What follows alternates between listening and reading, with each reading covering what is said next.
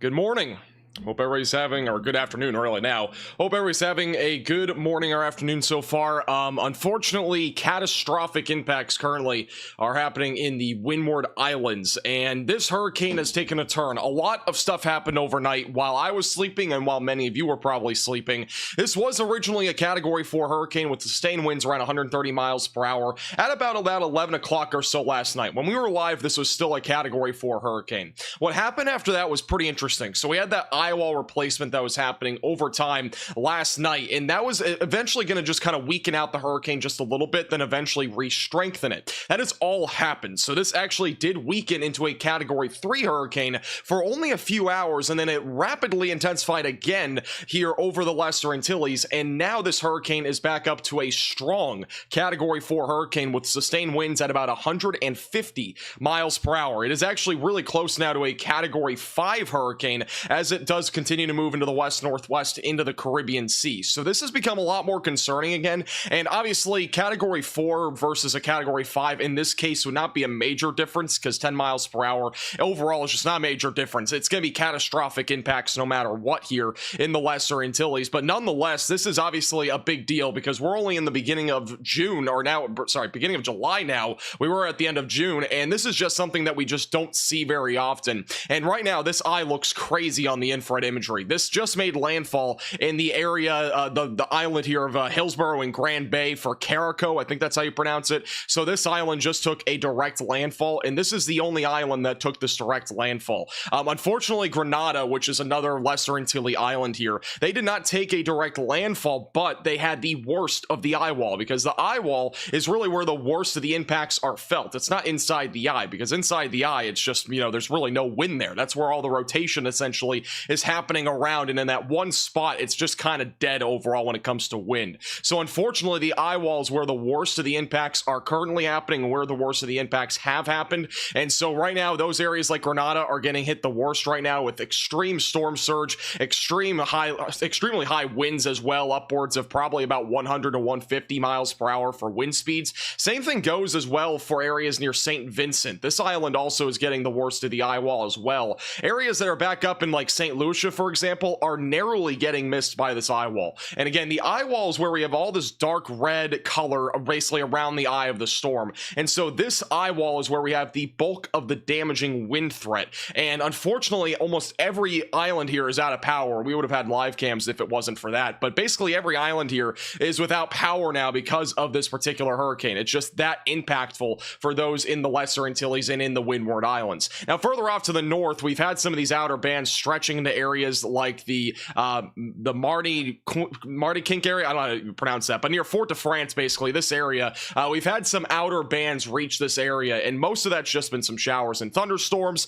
and overall it has not been very impactful. Aside from that, there's been some gusty winds, we've had some storm surge, maybe some flooding rains, but nothing really beyond that has transpired further to the north. But unfortunately, this very localized event here in the Windward Islands between St. Vincent and also back through areas near like St. George, for example, near Grenada, they've basically gotten the worst of it, and hopefully everybody got to their safe place there. Hopefully everybody's just, hopefully everybody's safe. That's really the biggest thing at this point, because hurricanes are extremely dangerous, and when you're in the Lesser Antilles like this, where these are tiny islands that have very little places to go when it comes to hurricanes, like you can't just drive, like if you're in Florida, for example, like you could drive if you want to like Illinois. These people can't drive anywhere. The only thing that they can do is go on boat maybe to somewhere, and that would be like well ahead of time. So unfortunately, they are seeing the worst of the impacts here, but we did officially have landfall as of about 11:15, which is about an hour ago, here over the Carico Islands here near Bogles and Hillsborough, and that eye was right over that island. You can clearly see the eye right over that island.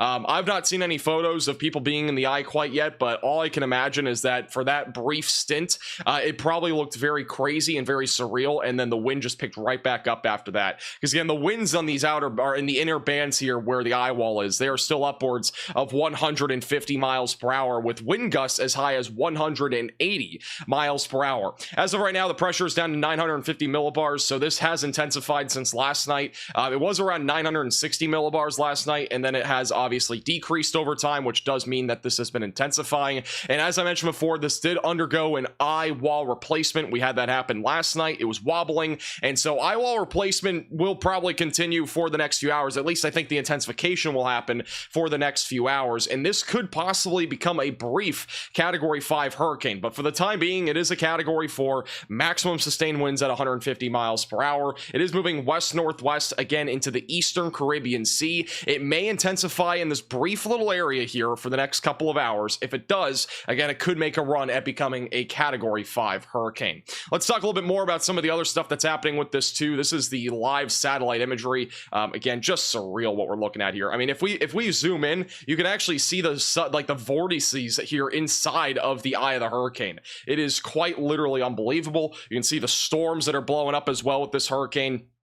I mean, again, this is just an unbelievable, unprecedented event here for early July. It's just unbelievable to see these types of photos this time of the year. This is stuff, again, that we would usually see in the month of August or September, and even then, this stuff is still very rare. So it's really crazy to see all this. This is the infrared imagery on tropical tidbits as well. So again, you'll notice pretty much the same thing that we looked at before, but just look how the eye, just look at the eye just before it made landfall. I mean, that just looks crazy. It actually has fallen apart just the smallest bit here as it passed through the Carriacou Islands, but other than that, I mean, just look at how circular and symmetrical that eye is. It is just scary looking. I mean, we got super dark red colors, which represents very cold cloud tops aloft, which represents very large thunderstorm activity. We have tons of thunderstorms that have been exploding around the eye of this. And again, the outer and inner band of these storms are where we're looking at the highest wind gusts. And really, the inner band and the inner eye wall here is where the highest wind is. So it's going to be a pretty localized, maybe 30 to 40 mile per hour radius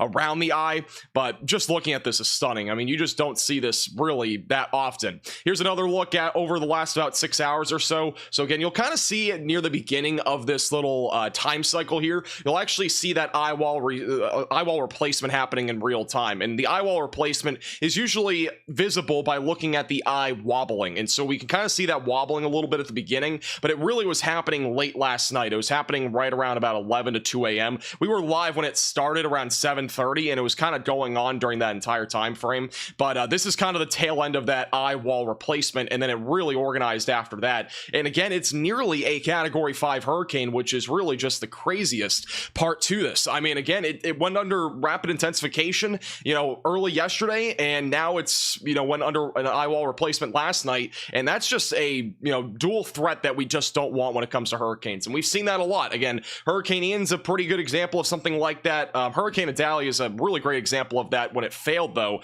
we had an eye wall replacement, but the eye wall replacement just happened way too late, and then it made landfall. So it actually rapidly intensified, then it tried to do an eye wall replacement. Here's the geocolor as well. It's still loading, so we'll go back to this once it actually loads.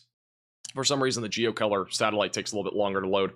All right, so here's the track, the latest track from the National Hurricane Center, because there are some changes to the forecast at this point in terms of where this will be going. The cone of uncertainty continues to change here across the Caribbean and also back into the southwestern Gulf of Mexico. Right now, hurricane warnings are in effect for the Lesser Antilles for the next several hours as hurricane impacts are continuing. We're only halfway done, unfortunately, in the Lesser Antilles. There is still 50% more of this event to come in the Lesser Antilles. This will continue to move west over the next several days. It's going to continue to really just move west this entire time. Large Ridge should be able to continue to steer this just directly to the west. It's a relatively weak ridge, and so as long as this ridge does stay in place, let me full screen this, but as long as this ridge just stays on the weaker side, this will likely continue to just take a westerly path towards the Yucatan Peninsula. As of now, it is expected to start to gradually weaken as it continues to move west. It'll go just south of Haiti and as well as just south of the Dominican Republic. For the time being, tropical storm watches are in effect for those along the south coast of Haiti and the Dominican Republic.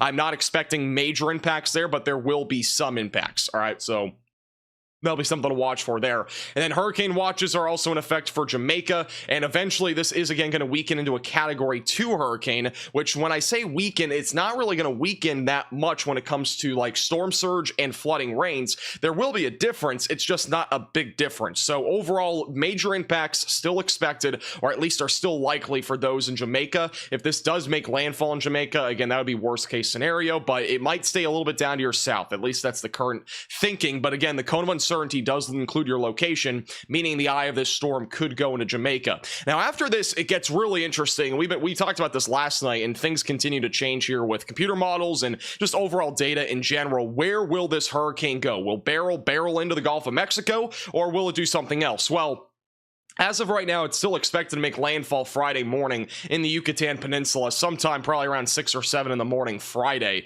And then eventually it's going to move into the southwestern Gulf of Mexico as a strong tropical storm. Now, obviously, you're thinking, well, it's a tropical storm. It shouldn't be that concerning, even if it did come to the United States, right? Not necessarily, because again, we are looking at a very warm Gulf of Mexico ocean waters. We're looking at a pretty favorable environment overall. So if this does turn off to the north and it actually stays in the Gulf of Mexico for an elongated amount of time, there is a chance that this does try to rapidly intensify again in the Gulf of Mexico. Now, that sort of stuff is hard to tell still, as we are still over 5 days out, but it is a possibility. So if you are in Louisiana or Texas, you still need to be making sure that you're staying weather aware here about Hurricane Beryl, because you're not out of the picture yet, and you really haven't been at all since this thing began to develop. As this continues to move west, though, it's more likely than not it's going to make landfall somewhere either in South Texas or in Mexico. But again, one little change to the forecast could change the track entirely from it going towards Mexico and then eventually actually going towards like Louisiana instead. It's just going to depend really on the strength of this high pressure system overall. That's really going to be one of the biggest factors to this. The stronger the high pressure system is, the bigger turn that we're going to get with this hurricane. If it's a weaker ridge overall in nature, then it would be more just going in the westerly direction, and it wouldn't really change direction at all, which right now it's forecast to be at least somewhat of a weaker ridge in nature. And these are the computer models on the 12Z run, so this actually does not show the intensity that Hurricane Beryl currently is, but it at least gives you an idea of what the intensity is expected to be over the next several days. And again, this is right about where we're at right now, so again, it's really on a high-end spectrum of a Category 4 hurricane. It's near Category 5 levels, and then as we go throughout the next several days, this will start to, again, weaken as it continues to move into the Caribbean Sea, where there will be, again, just really drier air in nature, and in addition to that, we're going to have a lot more wind shear.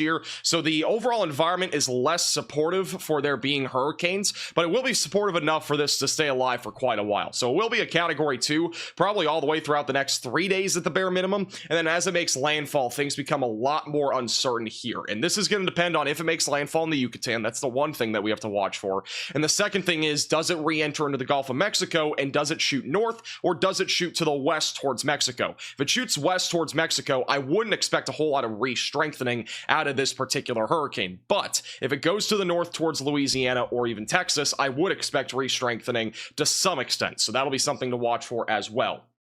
And here are the spaghetti models over the next several days. This is the latest run from various computer models that are giving you an indication of where this could go. And really right now, it's still kind of hairy where this is actually going to go, because we, again, just don't really know what the exact path of this will be. Now, with that said, we still have a pretty good indication that there is almost a 90+% chance that this will make landfall in the Yucatan Peninsula. Once it goes into the southwestern Gulf of Mexico, that is where things do become a bit more uncertain.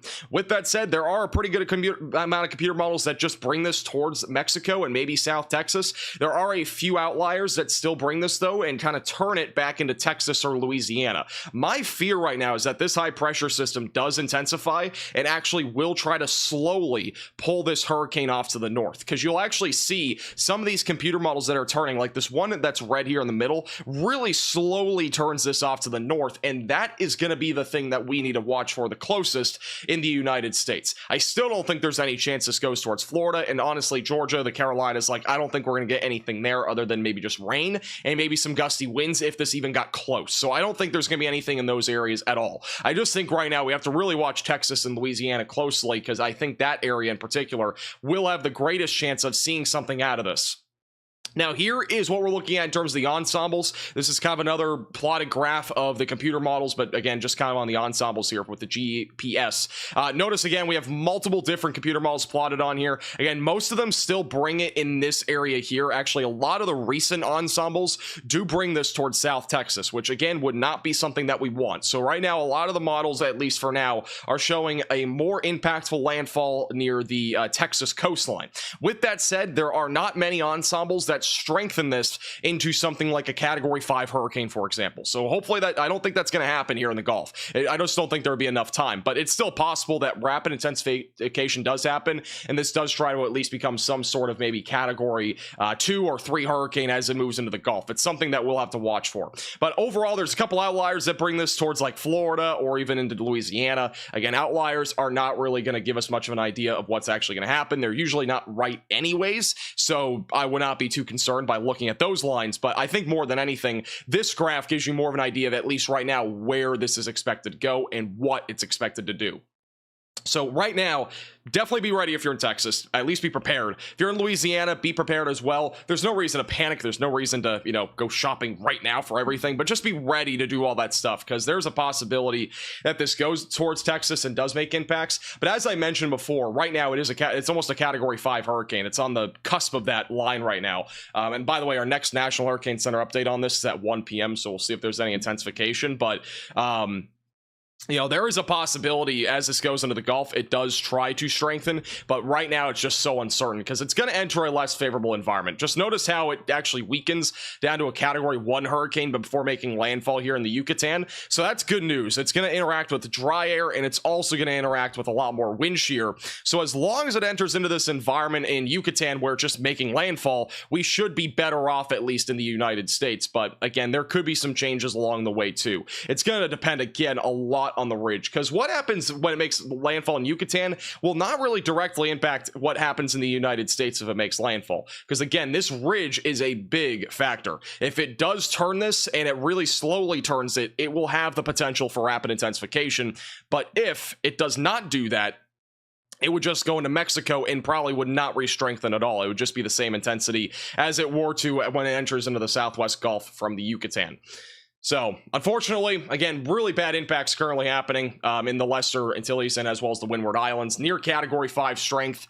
Will it become a Category 5? Well, really, we only got maybe 3 more hours for that to even happen, so it's a very short window, but it's still possible. Nonetheless, so Category 4 impacts being felt here across much of the Lesser Antilles. Many islands being impacted, including St. Vincent, and as well as the Grenada area as well. Sorry, I'm not very familiar with these islands, and as well as Carriacou. So all those islands still getting the brunt of the eye wall. And again, your eye wall is right here on the eastern side. That is where the biggest surge of wind is still happening. So unfortunately, hurricane force wind still happening on those 3 islands. I actually saw that there are multiple storm chasers, or at least a couple of storm chasers that were on these islands today. Prayers to them, prayers to anybody on the islands in general. But man, it's scary. I don't know. I don't know how people go out there. It's just it baffles me. I saw multiple chasers out there today, and I mean, I could never do that personally. I couldn't. I don't know why people would be out there. It's so scary. Being on an island too, that's just terrifying. And you got 150 mile per hour winds, you got significant storm surge, you got flooding rains. I mean, you got the whole mix of things that are happening. It's just not what anybody would want to be going through. And as a reminder, this is not a Category 4 hurricane. Just want to let you know. Or sorry, Category 6 hurricane. It's not a Category 6. It is a Category 4, though. All right, I'll get to some chat questions. If you have any questions, feel free to leave those in the chat. Again, we'll be talking about Hurricane Beryl probably for the next hour or two. Today's plan, by the way, is that we will be live here for the next... I don't know how long we'll be live on the stream. Maybe like an hour or two, depending on how things go. Because again, the worst of the impacts are currently happening still. What's going to happen after this is it's going to move into the open Caribbean Sea. So I don't think we'll have a live stream on this again after today until probably like tomorrow night if needed. But even then, I don't know if we'll need another live stream, because this, unless it goes towards like Jamaica and makes impacts there, we might have a live stream for that. We also might have a live stream once it makes landfall in the Yucatan if it's impactful enough. But aside from that, right now it is at its worst stages as we speak. It is still the most intense that it'll be during this entire cycle, more than likely. If this impacts the United States, obviously we will also be live for that. And once again, that's still about a week away if that even happens, but we would be live for that if it does impact the United States, as long as it's something more than just a tropical storm, because it could be a tropical storm if it does impact the United States. It also could be a hurricane. There's multiple different things that could happen there. So yeah.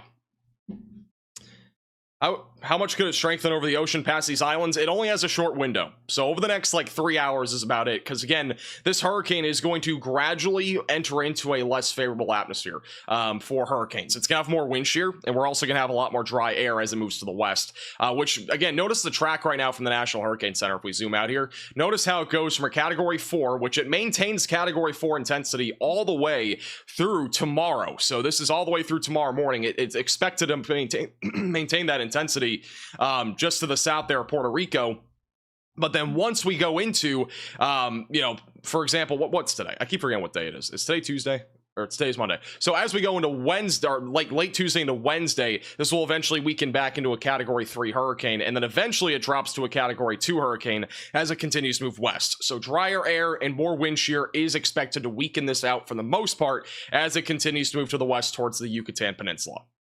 So that's the thinking, at least as of right now. And as long as that does happen, as long as there's dry air and as long as there's plenty of wind shear, I don't see this re-intensifying into like a Category 4 or 5 hurricane, even if it went into the Gulf of Mexico, unless this thing slows down dramatically, which is still a possibility. It's a low chance. But really my fear right now that is not really being picked up by the computer models a whole lot right now is that if this ridge does stay strong enough and if it does pull this hurricane or tropical storm in the Gulf, then it might slow down a lot, and that would be, again, worst case scenario for the United States. So we really need to watch this closely. It's definitely going to be a situation that could be dangerous for the United States, but as of right now, I don't see any imminent impact. There's things that could definitely change over the next several days. There was this TikTok posted, and it said a time traveler on June 30th, and there'd be a Category 5 hurricane. You know, there was a time traveler last year, and apparently on September 6th of 2023, we were supposed to see a Category 6 hurricane. I don't think there was a single hurricane that entire time. So, I'm going to be honest with you, I don't think that's true. Yeah, Alberto, Texas got hammered with flooding, too. Which this could also do the same for those areas. I mean, as we speak, it is currently bringing flooding to areas like, again, Grenada and as well as St. Vincent. So those areas right now are getting hit the hardest. And again, I would show you live footage if we could. But as I mentioned, I don't think there's a single live camera that's actually working on that island right now. It's that entire island is without power.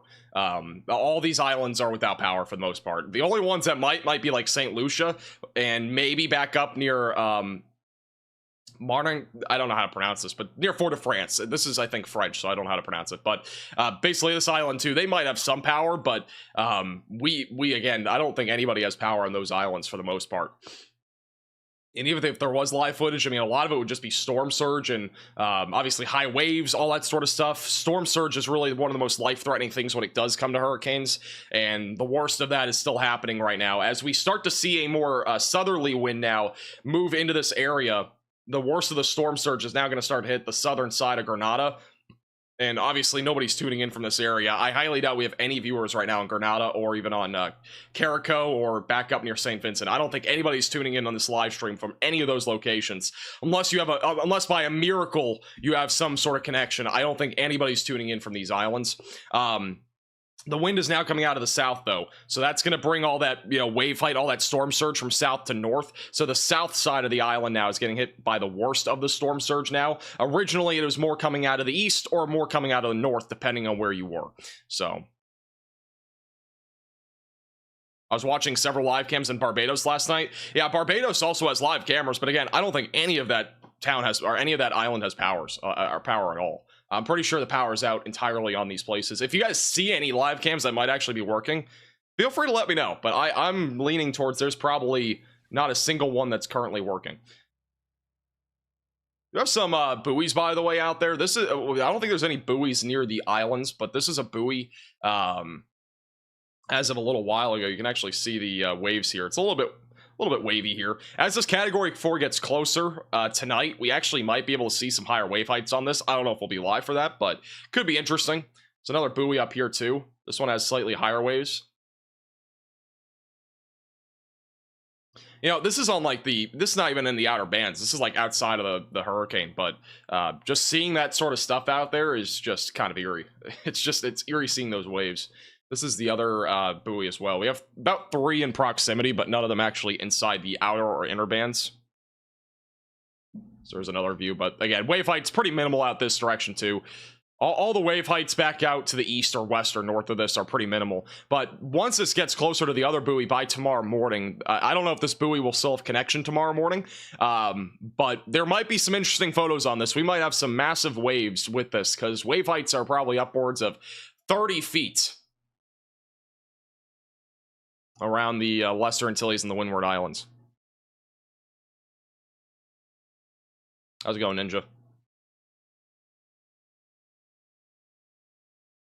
Hey, Smith for the $4.99. Do you see the possible tornadoes that occurred in Colorado last night near Kit Carson? I saw the storm. I don't know if it actually produced, though. I don't think anything actually happened. I mean, I got mentioned on Twitter several times about that. I don't usually go live for one storm at like 3 a.m. like that, so I didn't go live. But, I mean, it wasn't... I don't think it ever got tornado warned. Thank you, David, for the $10 super chat. Appreciate the generosity.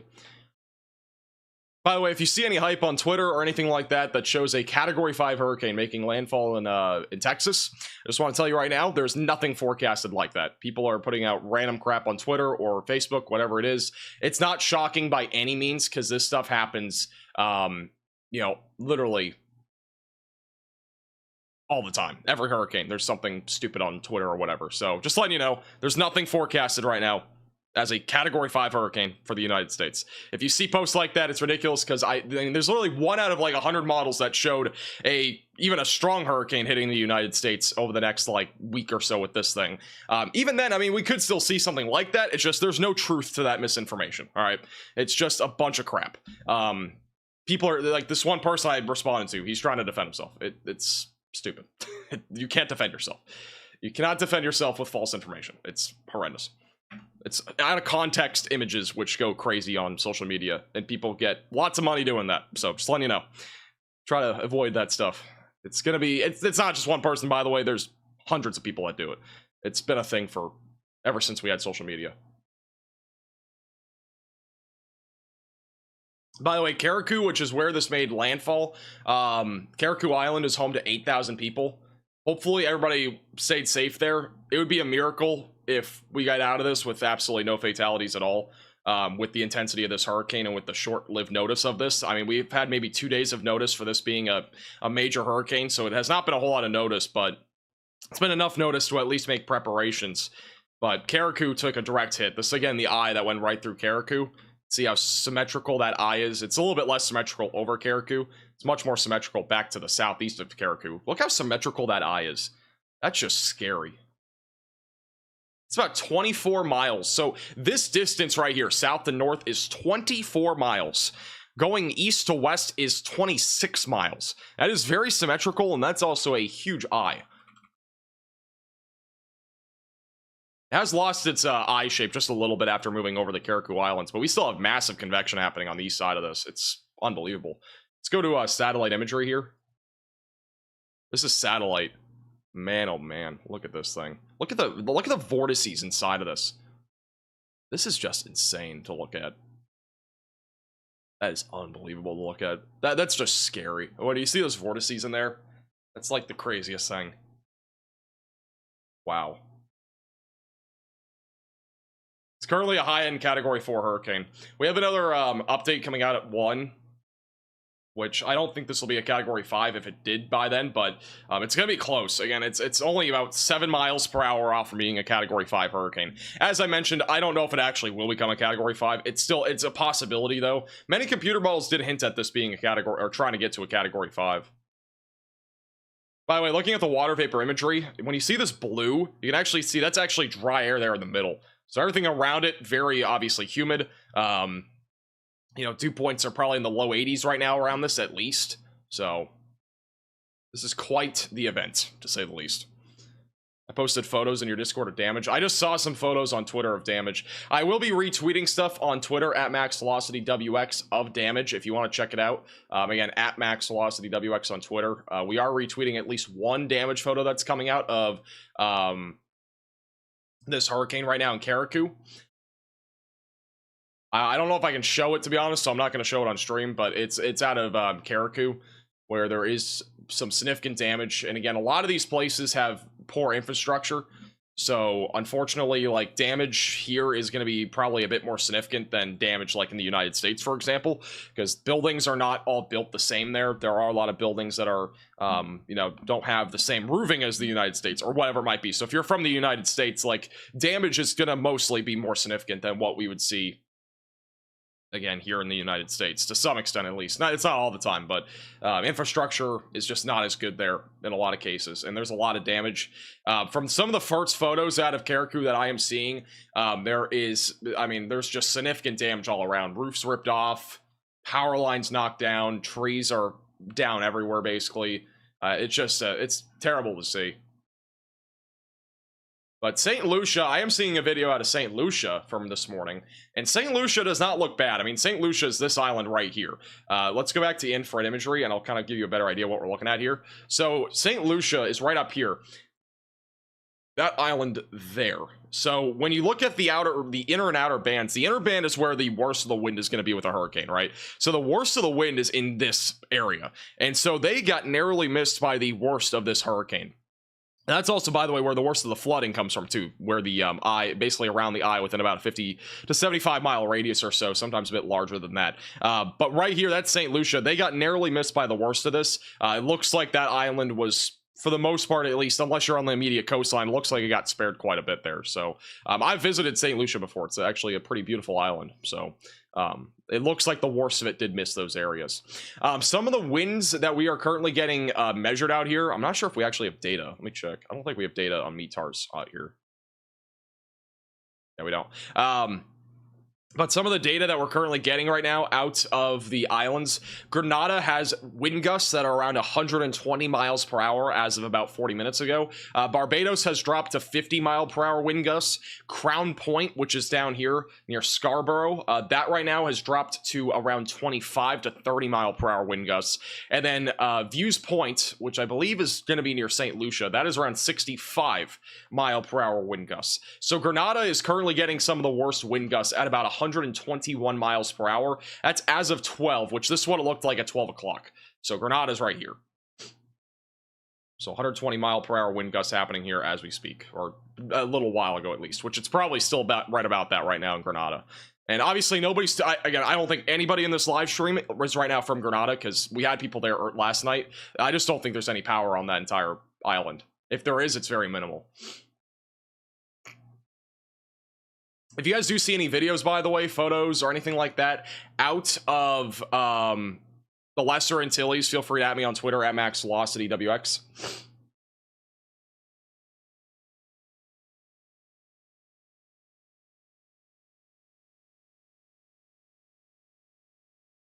Thoughts on hurricanes versus Florida this year? I think Florida's bound for a hurricane this year, but again, it's not something you really can predict. I mean, it's like saying, I don't know. It's like predicting what NFL team's going to win the Super Bowl. It's kind of the same thing, and it's just a 1 in 32 chance that one's going to win. Obviously, the odds are different because there's usually a team that's better than others, but you know what I mean. It's just kind of one of those things that's just a big guess. We don't really know if there will be, but there's a pretty good chance that something will happen in Florida. So definitely something to watch for. Can you show the path? Yeah, this is the path. It's also on the right side of your screen, by the way. The latest forecast cone. This is the long-term path right now. We talked about this earlier, but once it goes in the Gulf of Mexico, we don't know what's exactly going to happen yet. Obviously, the cone of uncertainty is still pretty large here, which means the eye of this storm could go anywhere in this cone of uncertainty.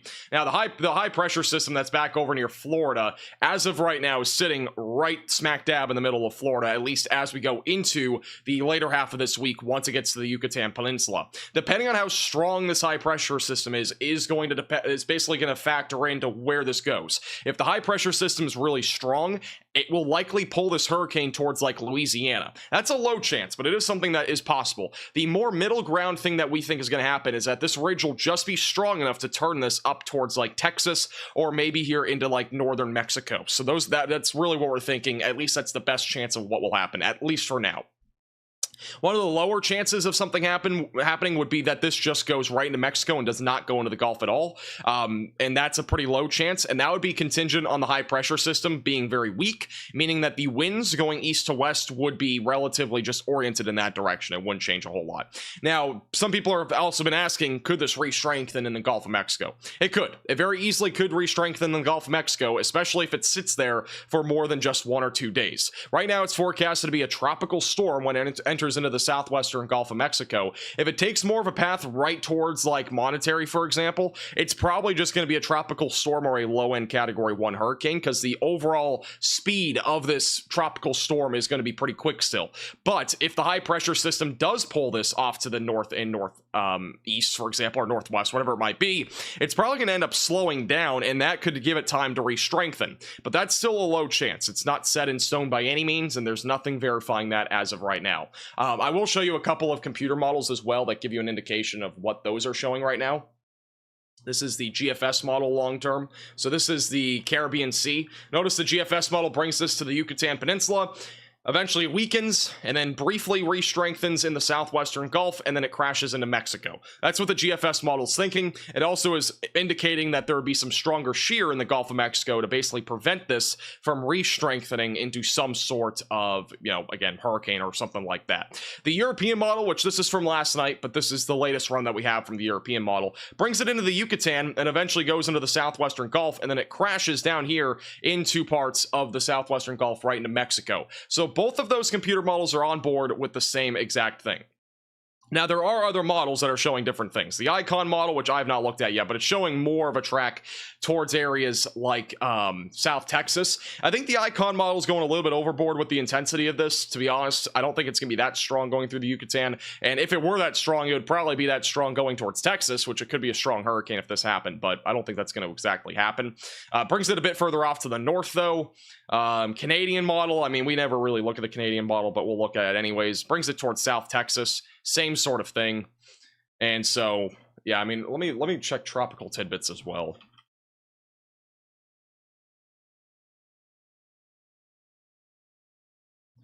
Yes, this is the first category 4 ever to happen in the month of June in Atlantic Ocean history. And people are thinking, well, there was only 100 years of hurricanes being tracked, yada, yada, yada. I'm like, guys, come on. 100 years is a long time. Like, that's a lot of data. This has never happened in our 100+ year history of observing hurricanes. All right, let me see if we have computer models on this. Where are the spaghetti charts? I'll pull it up real quick while I'm trying to pull up the other thing. This is what it looks like on the latest. This is the 12Z. The latest runs have not, like, fully loaded in yet. We're waiting for the 18Z run, because this is from this morning. This is about 6 hours ago. I mean, there probably aren't going to be any major changes, but again, a lot of these are still bringing it into this corridor here. That's basically the bulk of where computer models are going. There's none that are really bringing this towards like Florida or something along those lines on these spaghetti charts.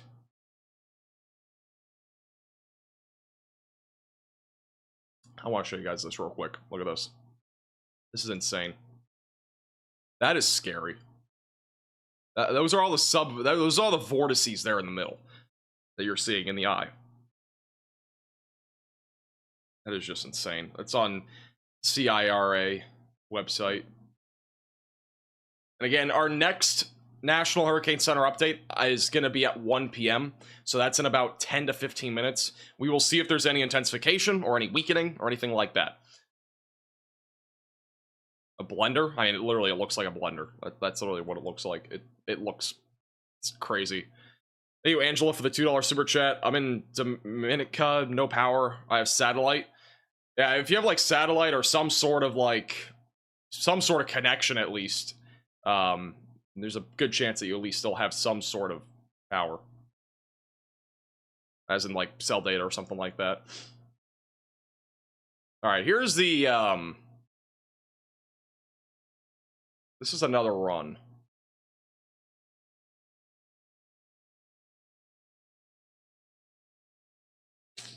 All right, let's do this. I'm going to show you guys some more computer model runs. I want to make this so it's only showing the Gulf instead of everything else. I don't usually use tropical tidbits for computer models, so I'm trying to figure this out. 160 mile per hour, 10-second surface wind speed recorded by aircraft recon on tropical tidbits. What? Already? Let me check.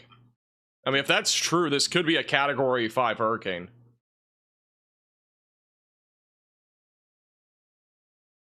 Wow, they were just in it too. The aircraft, as of a few minutes ago, just went through the eye of the hurricane. It doesn't look like a Category 5 to me just by looking at the eye right now. I can't really read the wind barbs on here. They're all clustered together here. It's really hard to look at them. Let me see if I can pull this up on here. I'm not sure if that's true information, but I'm gonna look. Let's see. We're gonna look. Where is tropical? 11 minutes ago. Let's pull this up.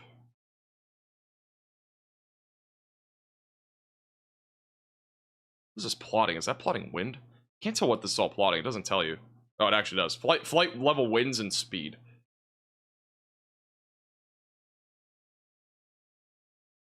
Yeah, I can't get on this chart. What's going on up here? I mean, that looks like 120 something. Let's look on this. Got wind barbs on here. All right, we gotta kind of read these wind barbs and look. I mean, I'm seeing 110 knots. I'm seeing a lot of 110 knots in here. You got 100 knots, 110 knots.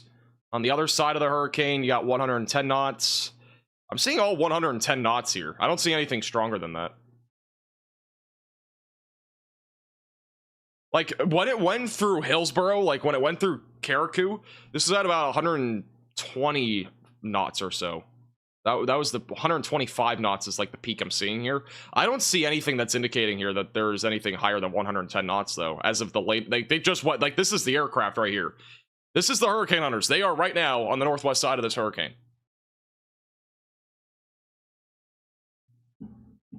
And so I'm not seeing anything recent that's indicating that high of wind speeds.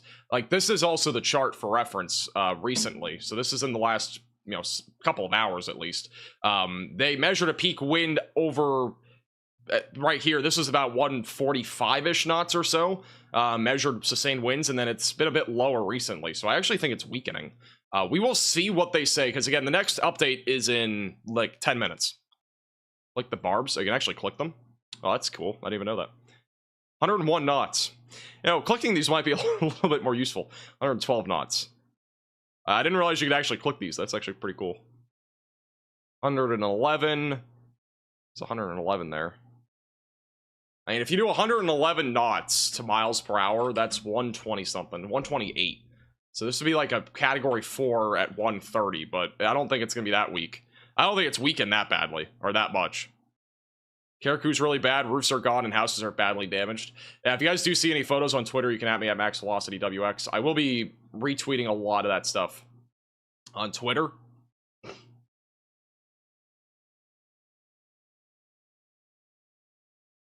It's interesting. I don't think this is going to be a Category 5 hurricane, unless I'm missing some sort of key information here, because I'm not seeing it, at least on the latest recon data from the aircraft.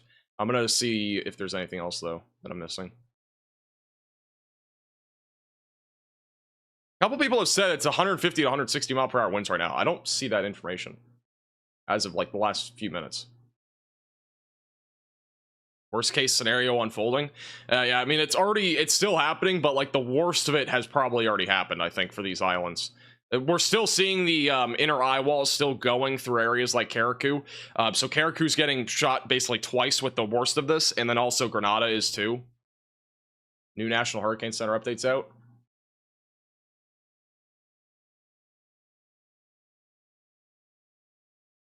I don't see it.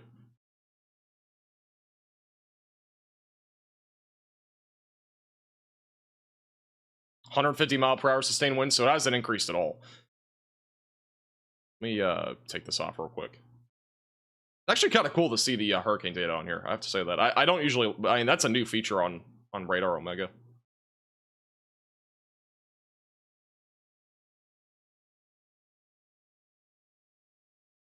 All right, this is the latest from the National Hurricane Center, just came out. So some new information on the 1 p.m. outlook. As of right now, it is still sustained winds at 150 miles per hour. The eye diameter is 25 miles. Tropical storm force winds stretching out about 220 miles. Hurricane force winds are stretching out about 65 miles. So if you do the math here, let's just do a little quick thing here. This is about 65 miles. So hurricane force winds still impacting areas south of St. Lucia, so like Grenada, for example, and as well as St. Vincent and Carriacou. Those islands are still dealing with hurricane force winds. That radius, though, is going to be moving out of these areas probably by 3 or 4 o'clock. This is still a Category 4 hurricane, sustained winds at 150 miles per hour as of now. Just going to try to get some more information here because I don't have the whole report yet. That's some of like the new information.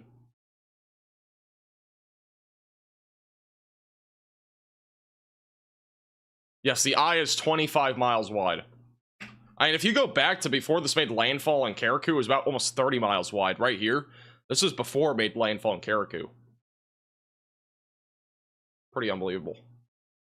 All right, 1 p.m. update. This is the latest. All right, so here's all the information that you probably want to know at least, or might need to know. I don't know. Catastrophic winds and life-threatening storm surge continue in the southern Windward Islands as of 1 p.m. Beryl continues to produce catastrophic winds and life-threatening storm surge to the Grenadine Islands, Carriacou Island, and Grenada. This is an extremely dangerous and life-threatening situation. Residents should not leave their shelter and remain in place through the passage of these life-threatening conditions. A weather station in Grenada Airport recently reported a sustained wind of 92 miles per hour with a wind gust of 121 miles per hour. And that is down over here. And I think it's right about here or something like that. It's on the Grenada Island. And so what it looks like on infrared right now is that we have pretty big thunderstorm bands going through there right now. Lots of convection. So the worst of that right now is hitting the island of Grenada. A weather station in St. Lucia reported a sustained wind of 52 miles per hour with a wind gust of 63. That is back on this island here. Again, they have not gotten the inner bands. The inner bands are all in here. So they have been basically just seeing the outer bands of this. St. Lucia has been narrowly missed by the worst of it. They are still seeing storm surge. They are still seeing tropical storm force winds, but they did get narrowly missed by the absolute worst of this hurricane. This is the latest this is the last hourly tropical cyclone update on Beryl. So there will not be any more hourly updates from the National Hurricane Center, but there will be a 2 p.m. update. So the next update is at 2 p.m.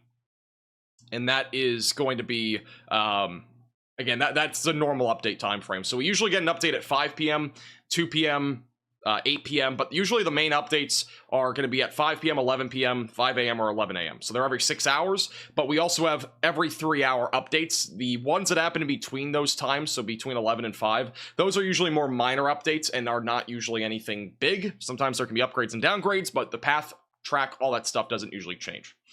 So they will have an update at 2 p.m., which this is the last hourly update. They only do hourly updates when there's like imminent landfall. So this started back, I think, at like 8 or 9 o'clock this morning and has run all the way through 1. I was not awake when this made landfall, but it was before that they started doing the hourly updates. That's pretty typical from the National Hurricane Center when there's something like this happening.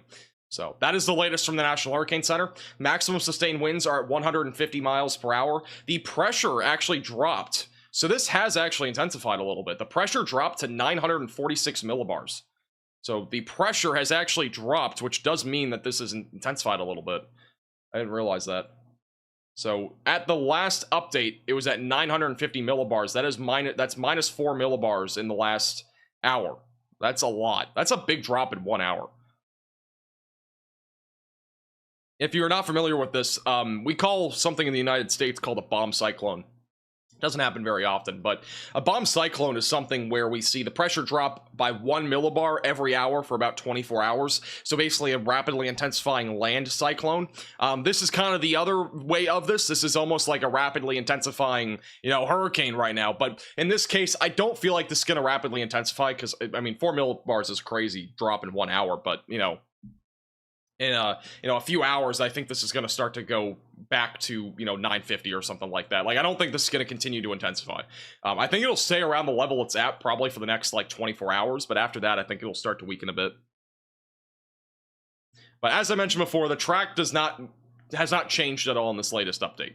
All right, so the track is still the same. It is expected to again go into the Gulf of Mexico. From there, it could go towards Texas or Louisiana. It also could go towards Mexico and just not impact really anybody aside from Mexico. So, a couple different scenarios that could still happen here. Obviously, if you're new to the channel, make sure that you're subscribed. It's free to do. It's the red button down below. And we'll be keeping you posted with the latest throughout hurricane season, because, again, it's going to be a rough one. We obviously have this happening right now. We had Tropical Storm Chris make landfall in Mexico last night, which was the most brief tropical storm that we've seen so far this year. And then we also have another area of development back out here to the east of Beryl, which might become a tropical depression over the next few days, but overall not expected to be anything major, at least for the time being. But it's going to start to get pretty active pretty quickly, and this is what we're talking about here. So 30% chance of development over the next 2 days on that area of convection in the central Atlantic Ocean, and then as that moves to the west, there's a 60% chance it develops over the next 5 to 7 days.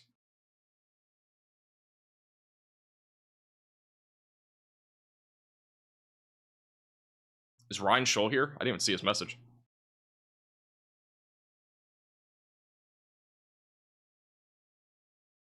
Over under for hurricanes this year? Oh, I don't know. I'm not doing a prediction like that. I mean, I'm guessing we're probably gonna have at least like I would say 18 to 25 tropical storms, somewhere in that range. Pro needs to get more cheese curds to reverse the strengthening. I'm telling you, the cheese curd curse is insane. Like, literally. I had cheese curds the night before this, like, the night of this being a Category 1 hurricane, I had cheese curds. The last time I had cheese curds was 2 weeks before that when we had the Wisconsin outbreak, and that was, like, the night before, too. And yet again, this thing has decided to, this just decided out of nowhere to rapidly intensify the next day. It's unbelievable. The cheese curd curse is absolutely astonishing.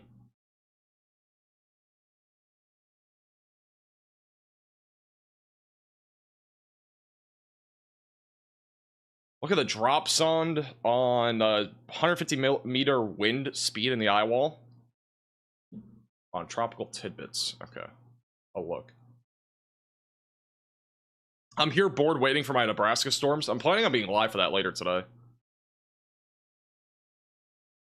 Jordan never got back to me about you. I don't know why. But, yeah, I'm planning on being live for that too later today.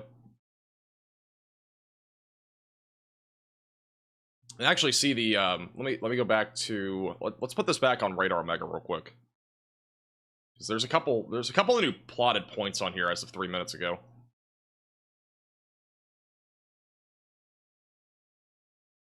Got 112, 120. Actually got a 120 right here. There's a couple of plotted points here that are a little bit higher than before.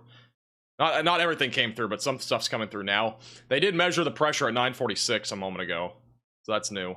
But the hurricane hunters that just flew through are going northwest right now. They're on the northwest side of this. That's where they're at right now. Bro, never stopped streaming. The dedication's unreal. I mean, the weather's just been crazy. I never streamed this much last year. There was not this much to talk about last year. Last year was way quieter when it came to weather, in my opinion. I mean, the amount of tornadoes that we've had this year is absurd. Like, at least the amount of ones that have been intercepted has been absurd. It's been legitimately crazy. This year's just been insane, to say the least. Hey, Baba for the $4.99. What's something you can eat that will reverse the cheese curd curse? I could not tell you. I don't think there's anything that we can do at this point to reverse the curse. Well, I will say about the hurricane right now, it does not look like this is going to become a Category 5 unless we see something rapidly change. I mean, even the pressure dropping, it does give an indication that it's still not weakening. It's not weakened entirely, but, like, it looked way more organized before it made landfall in Carriacou. Like, the eye just does not look the same. It's still definitely a very strong hurricane, and it's not going to weaken anytime soon. It's going to weaken minimally, if that. But it just doesn't scream Category 5 or something like that to me right now as this moves west. Because, I mean, again, before, this just looked insane. It was a very symmetrical eye. It still looks crazy. I mean, we have a massive amount of convection around this. A very organized eye. There's really nothing that's changed there. Just doesn't look as impressive as before. but it could still get to a category 5. I just think it's going to take a lot. It would have to increase by 10 miles per hour, which at this point it's going to be a stretch. But it could still happen by 2, so it's still possible. I think we might be live at least till that 2 p.m. update, which is in about an hour. So that is our next update, and after that there won't be another update till 5. National Hurricane Center update. We already talked about it. It came out a few minutes early. We just talked about it. But if you are new to the channel, again, make sure to subscribe, and we'll keep posted with the latest with tropic season and all that sort of jazz.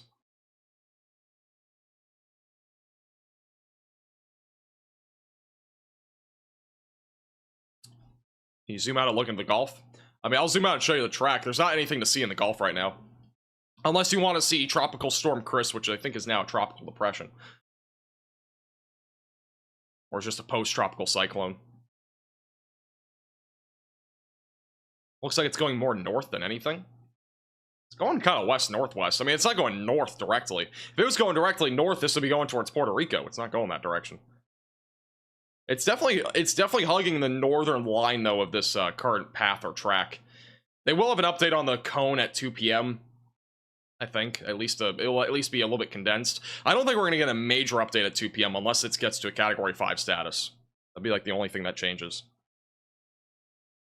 Tropical remnants of Chris? Okay, I got you. So yeah, it's tropical remnants. And I woke up probably about 20 minutes before we went live today, so just letting you know. I woke up at like 9 o'clock looking at it, and I didn't go live. I just went back to bed. But, I mean, there wasn't really a whole lot to stream, to be honest, with this event. I mean, like, the cameras all basically went out. The entire islands are without power. Like, there was barely... I mean, even if I did go live at 9 p.m., let's say, or 9 a.m., let's say, there's really nothing we would have been able to cover for people that are even on these islands. And we can't really cover them still because, I mean, none of these islands have power. I don't... If you're in Grenada right now and you're tuning in, or Carriacou, or St. Vincent, let me know. But I don't think there's anybody on either of those islands, or even Barbados, that has power. Like, I just don't see any of these people having power right now. Barbados might actually have power. Barbados was kind of on the outer edge of the inner wall. Do the islands fare okay? From what I'm seeing in damage reports, I mean, there's definitely some significant damage. And I've been retweeting some of the photos on Twitter at MaxVelocityWX, and I'll continue to do that. There's very minimal damage photos so far, though, because of simply this being an area where there's really no power. A lot of people have lost power, and there's not much connection. By the way, the Air Force Hurricane Hunters did observe severe turbulence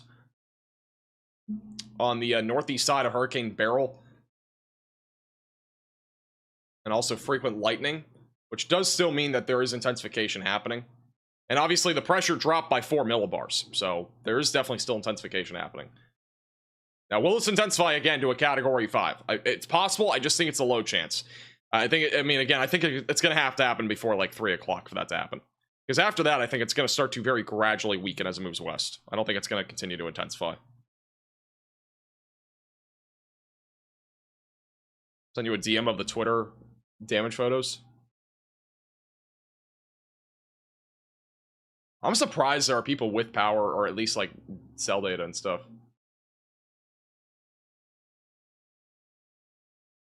The other thing to keep in mind is that some of those photos and such, like, I don't know how in the world, like, some of those might not be real. Just keep that in mind. When you're looking at social media today, keep in mind some damage photos and videos may or may not be real. It's possible.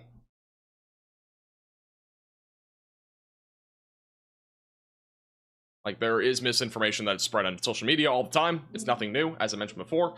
You know, there's gonna be plenty of misinformation, so.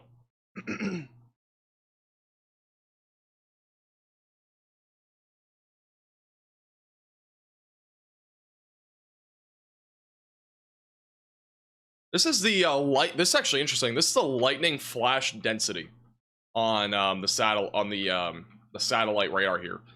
All this right here is lightning. Like, just watch this area over time. That's all lightning on the northeast side of this hurricane. That usually does indicate that it's either intensifying or it is just an intense hurricane in general. So that right there is actually lightning. You do not see lightning with hurricanes very often. It's definitely pretty interesting to see that.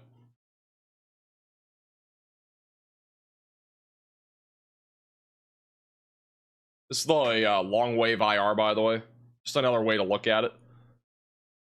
I like the normal infrared imagery the best, like the clean IR, long wave IR. This one is kind of, it's cool, but go to mid-level. This is the mid-level water vapor. It is so dry inside of that eye. On the water vapor imagery, actually, that eye is pretty small on the last few scans here.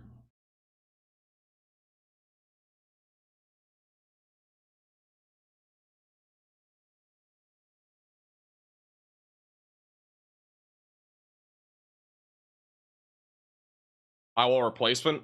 We already had one. I don't think we're gonna have another, to be honest. I don't think we're gonna see another one of those happen on this hurricane. Unless it happened in the Gulf. They usually don't happen twice in 48 hours. It's pretty rare for that to happen. You see the TikTok added category 7 to the TikTok hurricane scale? Oh, goodness.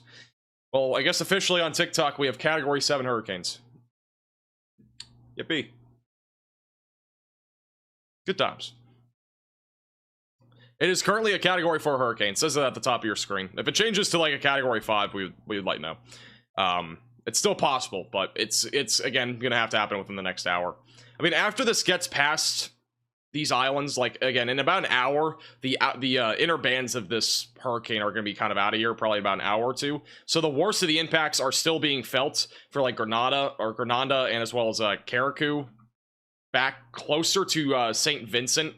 They are currently getting out of the worst of it. So St. Vincent is starting to get away from the worst of this activity, but unfortunately, probably for the next hour or so, maybe 2 hours, we'll continue to see major impacts in Grenada and Carriacou. And then after that, this will eventually move to the west-northwest and kind of get out of here. It'll start to move out of this area.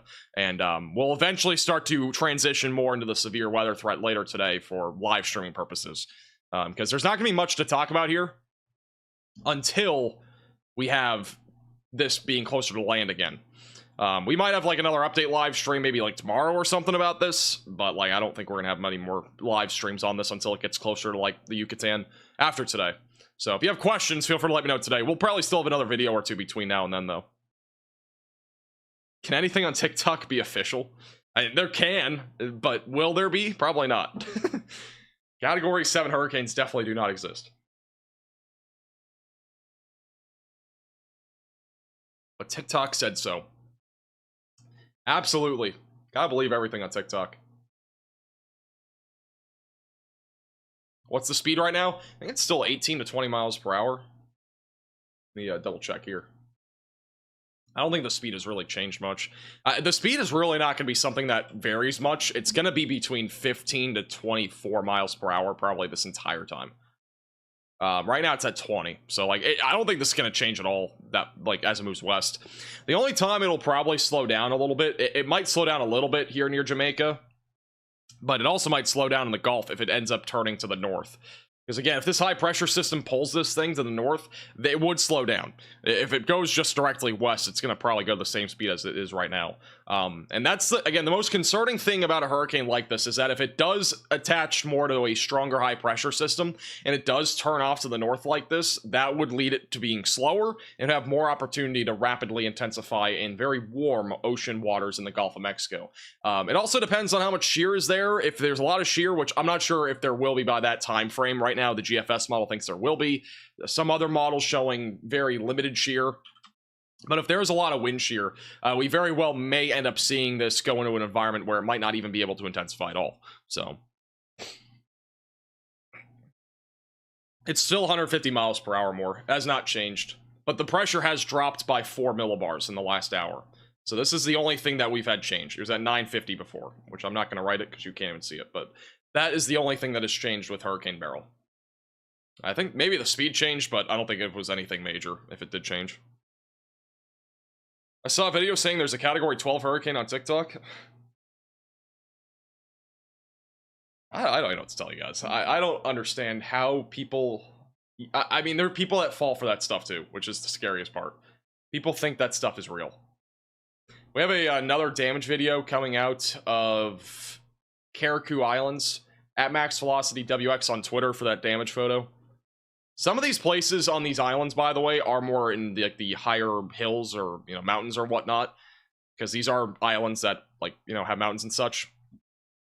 So some of these places aren't actually experiencing storm surge. Some, like, these islands are so used to hurricanes that a lot of people do live in the higher elevations, at least a little bit off the sea level.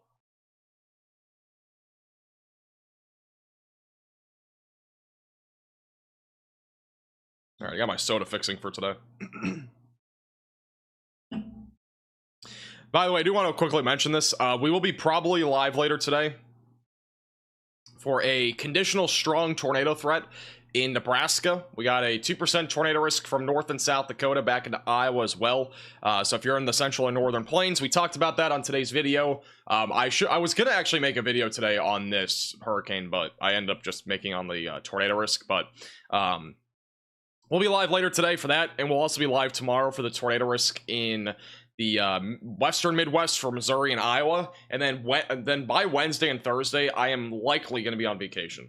I do not see a reason to stay here for a couple of slight risks, so we'll probably end up just going on vacation then.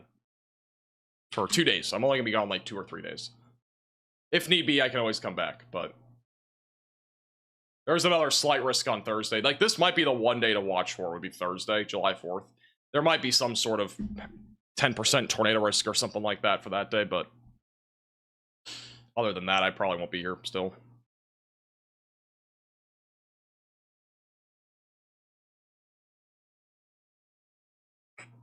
Had to argue with a guy on YouTube comments a while back on why you shouldn't take shelter under overpasses during a tornado. So I think all social media is just like that now, to be honest. That's another one. Some people think, oh, we should park under overpasses. No, you shouldn't. You really should never do that during a hurricane, or not during a hurricane, but like during a tornado or wind or hailstorm or whatever it is.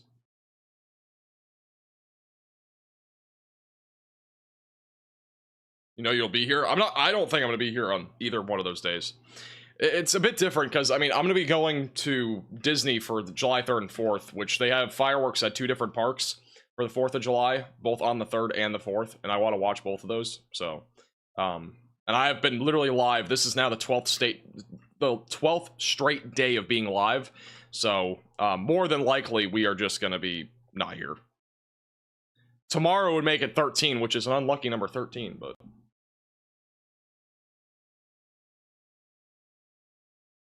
yeah, that's the plan at least right now.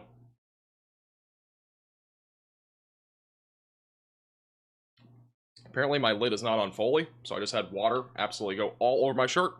Nice. We got about 45 minutes until the next National Hurricane Center update, so we're just going to kind of wait for that and see what happens. If there's any big updates, and then after that, we'll probably just get ready for severe weather later today. But we got about 45 minutes or so till then. No days off? I've had literally no days off.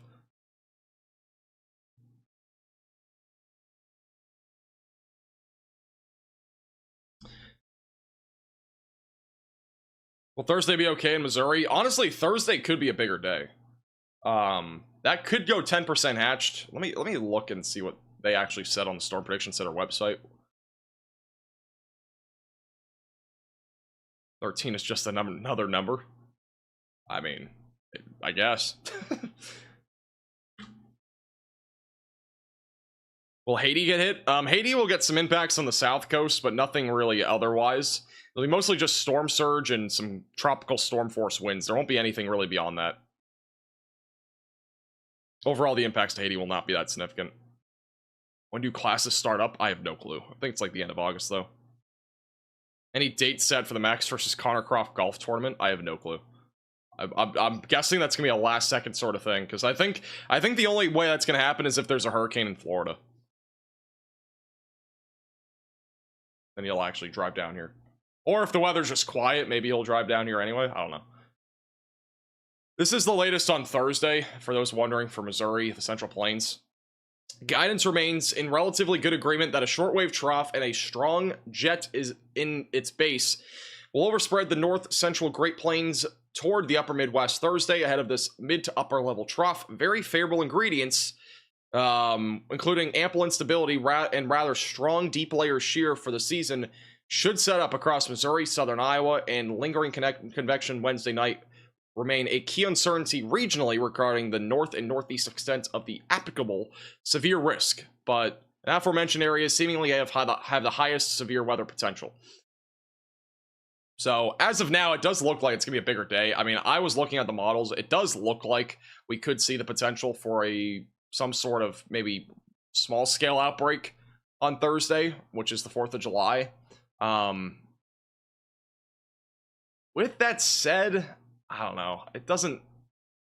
The NAM model is showing tornado parameter values there, which NAM model is the only one that actually goes out that far. It shows tornado parameter values here that just don't look like there's an organized area. Let's look at the hodographs real quick. Let's go Central Plains. The hodographs.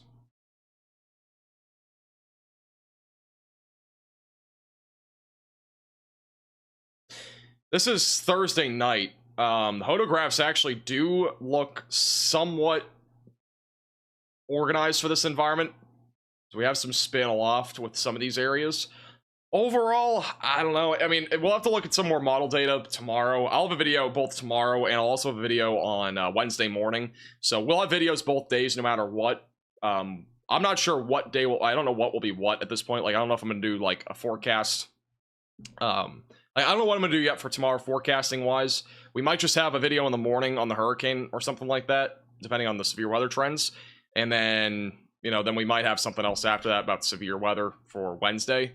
Or we might do it vice versa, but Wednesday could be a big day. It's just, or Thursday could be a big day, I mean, but I don't know. It's too early to tell. There's not enough information yet, not enough computer model data to really verify everything. But it does look like a favorable atmosphere because there's a lot of instability. And it's going to be a nice little organized shortwave trough right over the Central Plains. So.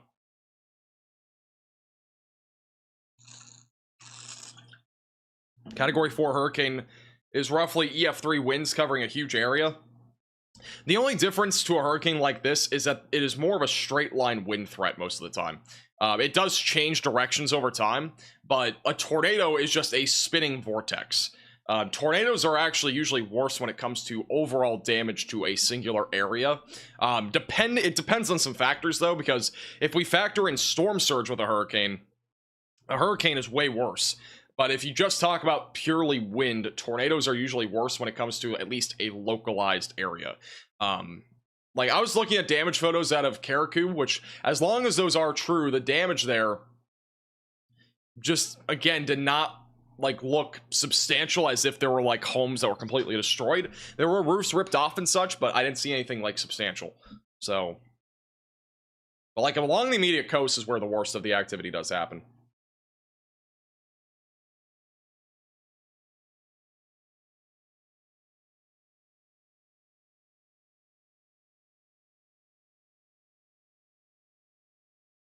There is some serious damage right now, though, coming out off the coastline in these areas.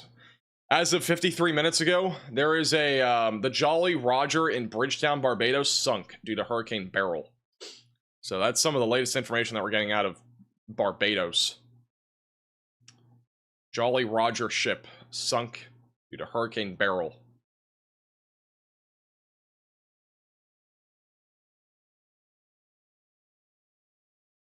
Yeah, there's some crazy stuff.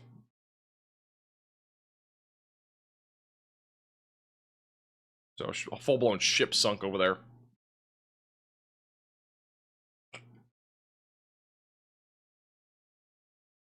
There are some crazy videos on Facebook, though, as long as everything is, again, accurate.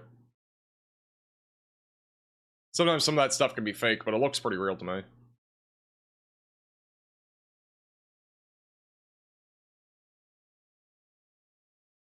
No, that was Barbados. The Jolly Roger ship in Barbados sunk due to Hurricane Beryl, which, yeah, it's a report. Don't know if it's 100% true, but Barbados is getting now just out of the outer bands now. Barbados will be done with this here pretty soon. So Barbados is just about done with this hurricane.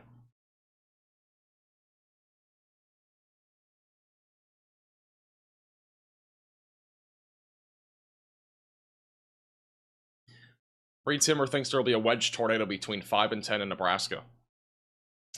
Okay. Very interesting. I mean, it is possible. Today's environment is actually pretty supportive for tornadoes if any storms do stay discrete. But the question is, will we actually have discrete supercells? If we do, it's very possible that we have something like that happen. Very, very possible.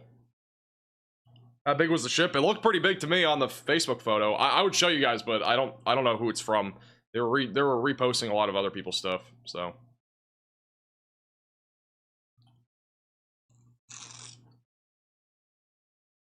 Every tornado is a wedge tornado to read. I don't know. I don't know what to tell you. I don't really, I don't listen to them a lot when there's a tornado on the ground because I'm always alive when there's a tornado on the ground. So.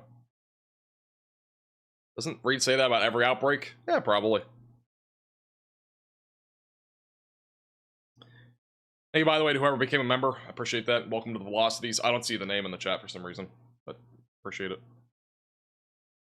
If you have any questions about Hurricane Beryl, feel free to leave those in the chat. Again, we will be live until probably about 2 Eastern time for the next National Hurricane Center update to see if this does increase in intensity. As of now, it is a strong Category 4 hurricane, sustained winds at 150 miles per hour.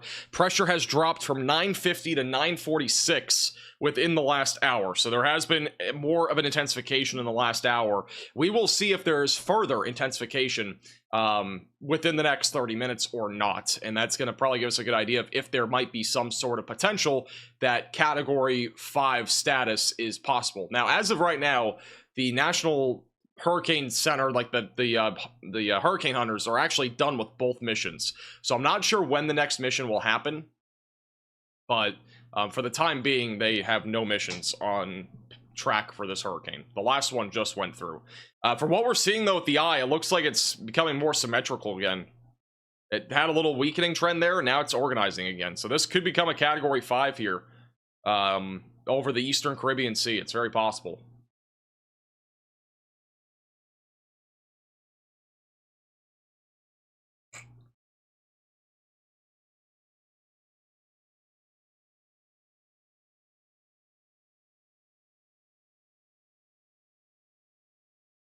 How many miles total is the hurricane?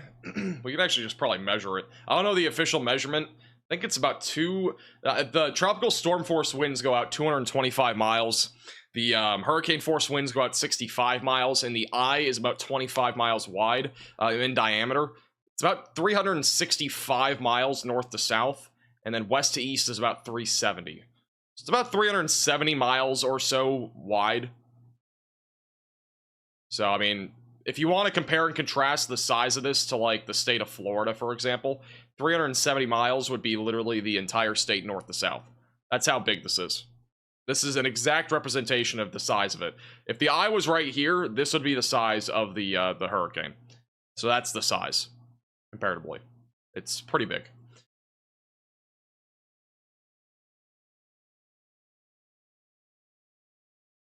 Yes, Beryl could create issues in the Gulf of Mexico. If you want more information about that, I recommend going back to the very beginning of this live stream. I talked for the first 15 minutes about what could happen and what will happen. So I definitely recommend you go back to the very beginning. It'll be more useful for you to do that than me trying to re-explain everything again.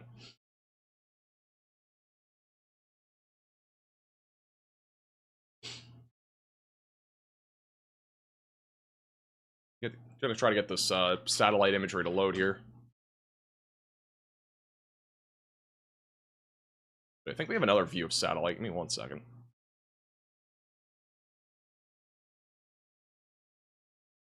It's actually a this is a geocolor satellite. It's just loading in right now. Actually, the RAM slider just loaded as I took it off the screen. And if you're just tuning in and don't know what we're looking at here, this is obviously Hurricane Beryl. What's interesting about this is that this is the satellite, and you can actually see the eye and the vortices as this continues to move to the west-northwest. The sun is basically right over the hurricane, so you don't have that dark tinge color, kind of like you can kind of see the overshooting cloud tops at the very beginning of this. That's when the sun is angled, like kind of at a lower angle. It's on the horizon. But what we're looking at now is just a very bright white now, because you really can't, again, the hurricane's just hard to see with this sort of imagery because of the sun being right above the hurricane. But Later today, we'll have another view like the one that we just had a little while ago. With that said, kind of a little crazy little vortices there that you can see here in the middle of this. It's quite astonishing to see that in the middle. I've showed you guys already a couple videos of it, but that's at least an example of what it looks like on the satellite imagery. Obviously, the infrared imagery tells a story of itself as well, of what it's done, and obviously the impacts it's made to areas in the Lesser Antilles, including Carriacou. Made direct landfall to Carriacou as well. About 3 hours ago or so. 2 hours ago. 2 hours ago, I made landfall in Carriacou. It's now over almost 40 miles to the west now of Carriacou. Like, it's racing to the west, so it's a quick-moving storm. Luckily, it's not sitting, because if it was sitting, it would bring flooding rains and endless impacts to these areas for a while. But at this point, still looking at some major impacts still to areas like Grenada and as well as Carriacou. And still some areas back over in like St. Vincent are still having impacts. But I do think as we go closer to 3 to 4 o'clock, the worst of these impacts will start to taper down a bit. Because it is a pretty quick moving storm, but we still have the inner eye wall here that's still bringing some high winds, some storm surge, and also some high winds as well to these areas. So still quite a bit of impacts happening as we speak. But hopefully as we go later into the day today, these impacts are going to hopefully start to wind down a bit more. Thank you, Wesley, for the $5 super chat. Would you ever ride on the Hurricane Hunter's airplane? I've actually talked about that before. No. Like, I would not. I know somebody that does fly in the Hurricane Hunters, like somebody that has at least in the past. And I've talked about this before too, but they're trying to fly drones into a hurricane. And I would never do it though, personally. It's just a no-no for me. Like, it's just... I've heard stories about, I mean, like, there's nothing really bad that happens. It's just there's a lot of turbulence, especially when you go into hurricanes. That's like the biggest thing. And personally, for me, I do not want to be a part of turbulence. This is an evolution on the microwave imagery, by the way, of Hurricane Beryl. This is kind of crazy to see. You can actually see here when this is yesterday morning. Now this is last night. You can actually see when the eye wall started to recycle. Kind of crazy. It doesn't go up to landfall, but it's pretty close to it. Thank you, Blast, for the $5 super chat. Look up the largest hurricane on record. It's a super typhoon tip, 1979. Measuring at 1,380 miles in diameter. Can we get a visual of that over the United States? If we had a 1,380 mile wide tornado... that's a lot. That's big. That's about... I can't even really get into the map here. That if we had a hurricane that large, it'd be right about that. Like that would be like, I can't even make a circle like that. Like that would be it. That would just be massive.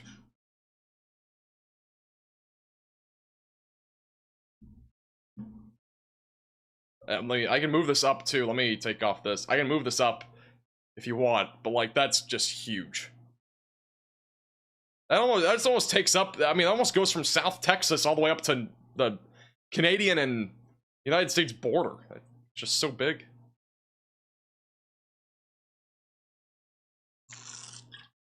How can you tell it's terrifying or intensifying on radar? What are the signs? I mean, this is infrared imagery. This isn't like reflectivity, for example, radar. But one way you can tell it's intensifying is just by a pressure drop.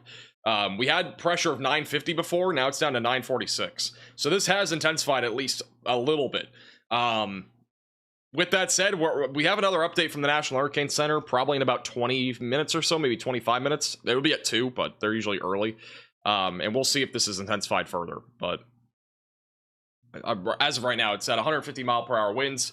The wind speed has not intensified, but one thing we are noticing again is that the eye of this hurricane briefly became a bit disorganized over Carriacou, but it's becoming more symmetrical and circular again, which means that it does still look like a pretty intense hurricane that's very organized. What's the worst tornado that you've ever... I mean, the worst tornado, I think, by far so far has been Greenfield. The Greenfield, Iowa tornado. I think the worst hurricane in general that we've had thus far was probably Ian. I mean, we've only been doing hurricane coverage for like 4 years, 2 years on YouTube, and then 4 years overall. I mean, Laura was pretty bad, but I think Ian by far is just no doubt been the worst one that we've covered. Like, this one's been pretty bad, but this one I don't think compares at all, because it's going faster. It's impacting very localized islands here. It's not impacting, like, again, a major population center. Obviously there are people that live here, but Ian impacted tens of millions of people in Florida. This is and it also impacted areas up the coast. You know, it wasn't just Florida. Even though it didn't do a whole lot up the coast, it still did damage. Now this here is impacting probably a few million, but, like, again, it's really a localized area. So this is not the worst hurricane that I've ever covered by any means, but it is it's definitely one of the worst that we've covered, but it's not the worst. This is probably a top 5, I would say, hurricane that I've personally covered.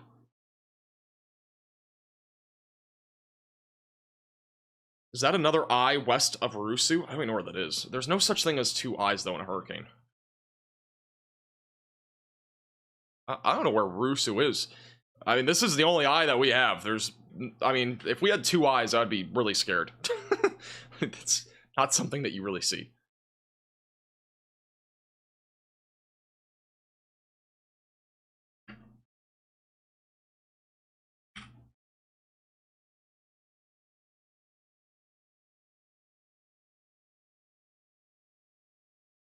What are the chances it goes category 5? I would give it probably about a 25-30% chance at this point. Again, if it happens, it'll be in the next, like, 3 hours. I don't think it's going to be much later than that. So I think if we do get this as a category 5 hurricane, it will happen soon. I don't think it's going to take very long for that to happen. If it does happen, I think it's going to, again, be within the next few hours as it moves west. It is still in a pretty favorable environment right now. Still, obviously, a pretty organized hurricane. It did have a brief little disorganization over the islands, which is usually expected with this, because, again, it did make landfall. So when it makes landfall, it does have some issues, because there is land here in Karaku. It's not it's a tiny island, but the eye literally went right over it. So it did weaken just a little bit there, but then it's now re-strengthened by the looks of it. And unfortunately, it looks like this could get back to potentially, I mean, right now it's at 150 mile per hour winds. It could get to a category 5 level, though. It is reorganizing. So if we don't get it officially as a category 5 in the next outlook, it could be in the 5 p.m. outlook. But again, I don't know if it will actually get there. It is possible, though, because this does not look like it's weakening by just looking at infrared imagery. It doesn't really scream category 5 to me quite yet. I mean, honestly, it looked like it it almost looked like it was a category 5 right before landfall, just by looking at the eye itself, not looking at anything else, just looking at the eye. Like, it's super symmetrical. Like, that stuff is a telltale sign. It's at least a strong category 4, so. But it is starting to reorganize. Again, you can just kind of compare and contrast here. Look at it kind of like lose a little bit of its circulate, like a little bit of a symmetrical circle, and then it kind of re-strengthens again. So I would still say the chances, though, 25-30% or so. I wouldn't say it's a high chance, but it's definitely a chance. And then impacts to the United States, I think, yeah, if we're talking about like a direct landfall to the United States, I'll give it about like a 20, or not 20, probably like a 45% chance or so, mainly to like Texas, though, I think, if we have a landfall. I'll give it like a 45% chance of landfall in the United States, 55% in Mexico.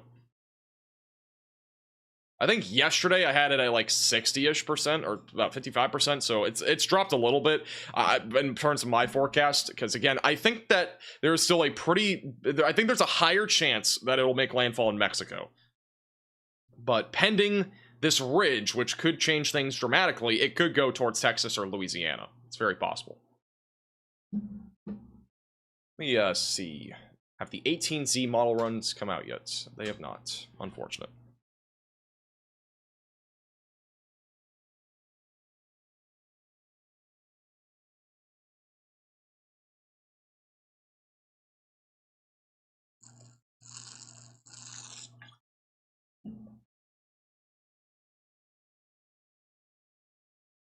Nobody ordered cheese curds. I agree.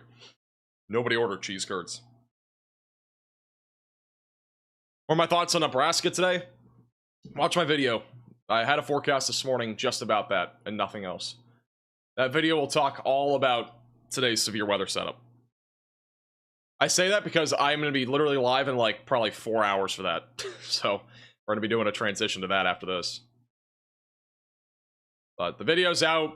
as of 6 hours ago. It's the same information as what nothing's changed since that video. Like, literally nothing. It's the same setup still. So, definitely recommend watching that. And then we'll probably be live around like 4 or 5 Central Time. I don't know what time exactly, but it'll probably be sometime around then. Wednesday has a slight risk. It sure does. I don't think we'll be live on Wednesday, but Wednesday and Thursday are my plan is to be off both days. So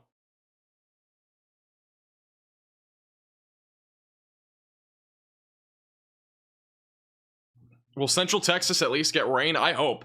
I really hope that if anything happens with this, it just kind of, you know, moves up the west coast of the Gulf or something like that. It goes hopefully not super slow, so there's no flooding, but at least to some speed, and just crashes into Texas as like some sort of very weak tropical storm. The odds of that happening are extremely low, but you know, that's the hope. Maybe it's just a weak little tropical storm that brings a lot of rain to Texas, because Texas is some areas are in a drought. So many areas like North Texas are not, but some areas are, like Central Texas. I mean, that would be nice. That's not usually how it works, but that would be nice. Flash flooding in Kansas City right now? Is it actually raining still up there? I know it was raining earlier today. It's actually observed. They were supposed to see rain this morning. Hey, look at that. Still got storms going through right now. Mostly, there's actually some gusty winds with this. It's interesting. Going through Missouri. How's it going, Lucky Luke? Welcome back. Hope it doesn't come to Alabama. I highly doubt this is going to go towards Alabama. I would give it like a 1% chance of this going towards Alabama. Like anywhere east of this line, I would give it a 1% chance of going towards. 1%. Anywhere in here, I'll just outline it real quick. 1% chance over here. Give this area like a 44% chance. And then anything south of this yellow line, I would give a 55% chance. There's your max velocity probabilities. Hey Smith for the $4.99. Because of how 2024 has gone, can we see another big tornado from a hurricane? Or could we see a big tornado from a hurricane? It's possible, but usually hurricanes don't bring large tornadoes. It's not something that you see that often. I mean, Ian brought like a dozen tornadoes a day before landfall, but and there were a couple strong ones, but there wasn't anything like huge. I don't think there was any big tornadoes from that. I could be wrong. There might have been one, but it's not very common. Somebody was asking if you think there's eyewall replacement happening now because of the wobble. I don't think so. I think it was just because it went over land, it weakened a little bit. Now it's intensifying again. I mean, earlier this morning we had that wobble, which was eyewall replacement, but I don't think that's happening right now. I think it's just doing its thing. It's just doing its thing right now here in the Eastern Caribbean. Is Connor modding? Connor's a mod, but he doesn't actually mod, if you know what I mean. I don't think he's here. I just made him mod so I can actually see his messages more. He needs to hit 100,000 subscribers so I can actually see him. Verified symbols are way easier to see. Friendly reminder, if you are new to the channel, make sure to subscribe down below. As a reminder, the next National Hurricane Center update is within the next 20 minutes. It could be sooner than that. With that said, it is likely that after 2 we'll end the stream because, again, it's moving away from land and there's nobody here that's really watching this anyways because, you know, unfortunately, this is an area where everybody's probably lost power. But the plan is we'll end the stream around 2. Maybe a little bit after that, which is in about 20-25 minutes.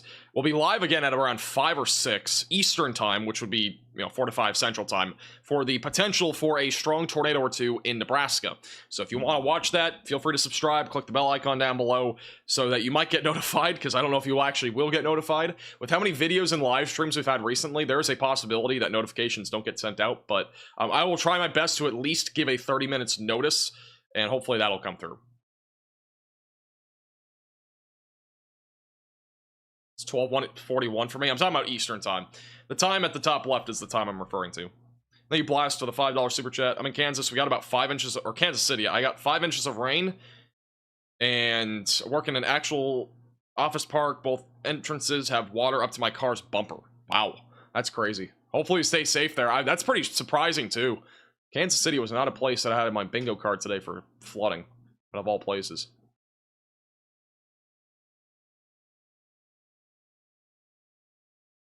Why is it so hot this early in the summer this year in South Carolina? It's hot everywhere. It's not just South Carolina. It's hot absolutely everywhere.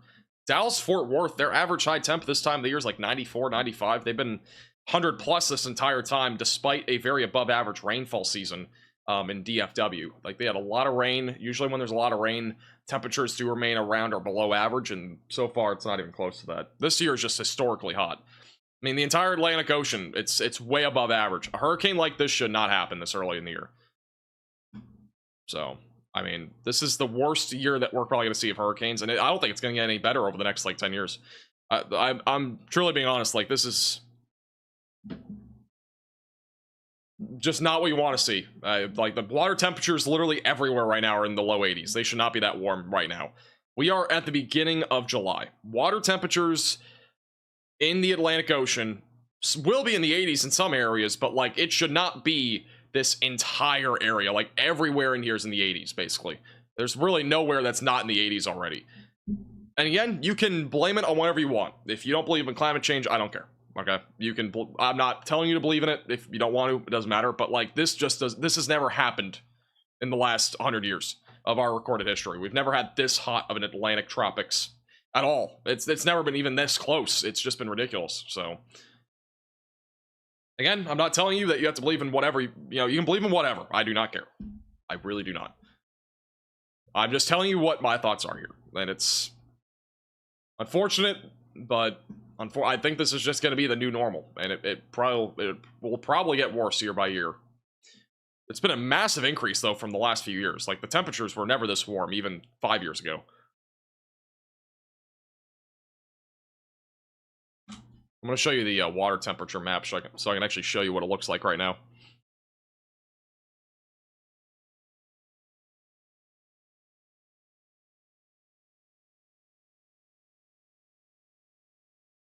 And this is what it looks like. This is just absurd. I don't know how I get this top thing off the screen. Whatever.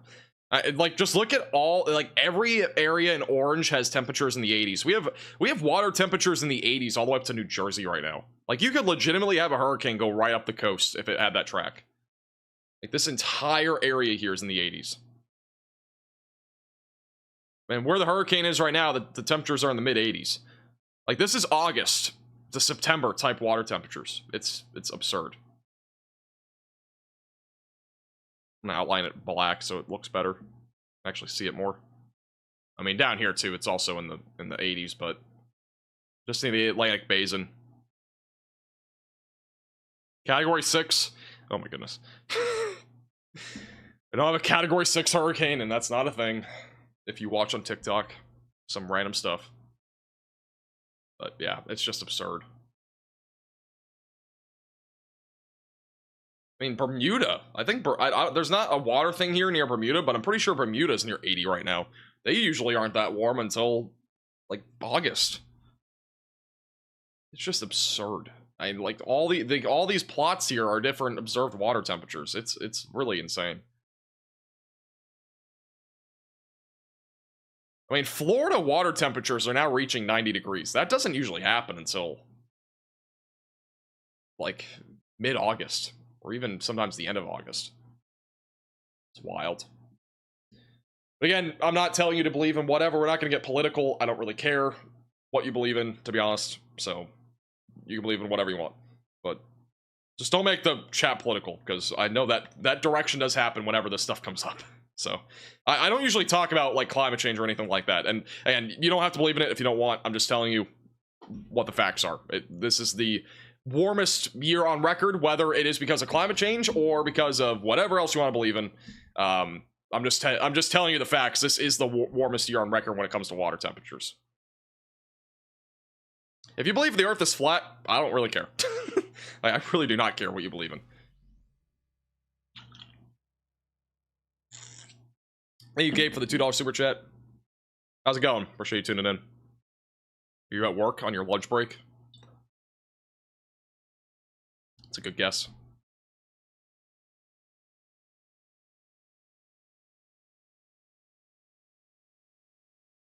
I don't think solar stuff has anything to really do with it. I mean, people think that solar waves impact the tornado risk or something. I'm like, no, not really. Like the whole solar storm thing too.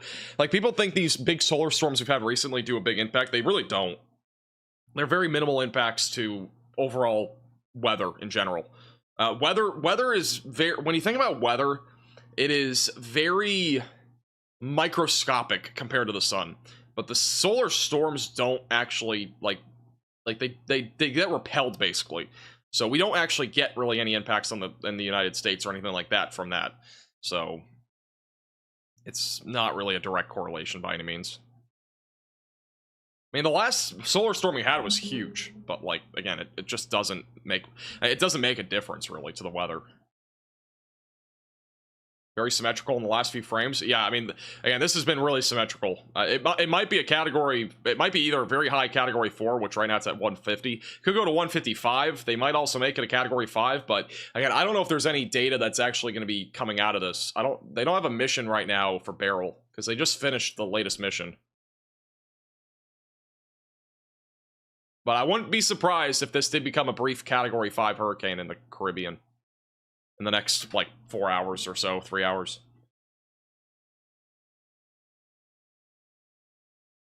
Hurricanes are proof that the Earth is not flat. I don't know, it looks flat to me. This looks like a pretty flat Earth. I don't see anything that's curving. Any space for the 199? Do I cover hurricanes? Absolutely not. We're not even covering a hurricane right now. We're looking at a donut on the radar. That's what we're looking at. Thank you, Glenn, for the $5 super chat. That is a great question. I'm not like I don't know exactly how that'd work. I don't actually know. That's a weird one. It's like you should do a science experiment and get back to me on that. That's a good science experiment. Do you think this will hit Puerto Rico? Puerto Rico will get some impacts, but overall it's going to stay to your south. The only stuff that you would see would be outer bands of the hurricane, which will be mostly just showers, some thunder, like some maybe isolated thunderstorms, which probably won't even bring any thunder. So they might just be some isolated storms more than anything. But this hurricane, with the size it's currently at right now, like, we can measure it from the eye and up, which is about 220 miles. If we do that from where it'll be corresponding to you, it's still going to be down to your south, even for the outer bands. So I don't really think there'll be much in Puerto Rico aside from just a few passing showers and downpours, maybe some gusty winds, but currently no tropical storm watch or anything like that's even in effect for Puerto Rico. Haiti and Dominican Republic have tropical storm watches along the coast, and then we also have a hurricane watch in effect for Jamaica. Is the golfing thing still on with Connor? Yeah, we've been talking about it over the last few days. I don't know the details, though, of it yet, because it's going to depend on when he actually comes down here. It might be something that just happens last second. We might also plan it out if the weather gets really quiet, and if he wants to drive down here. I don't know. I'll have to wait and see. I'm not really worried about it, though, right now, because it will not be in the next week. I know that. The weather's just too crazy. It would probably be in, like... It would probably be, like, end of July or sometime in August. The next National Hurricane Center update does come out within the next 10 minutes.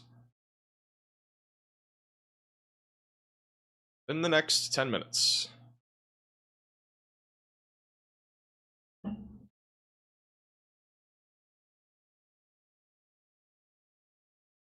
Actually, do a Connor and both do a gritty on the stream.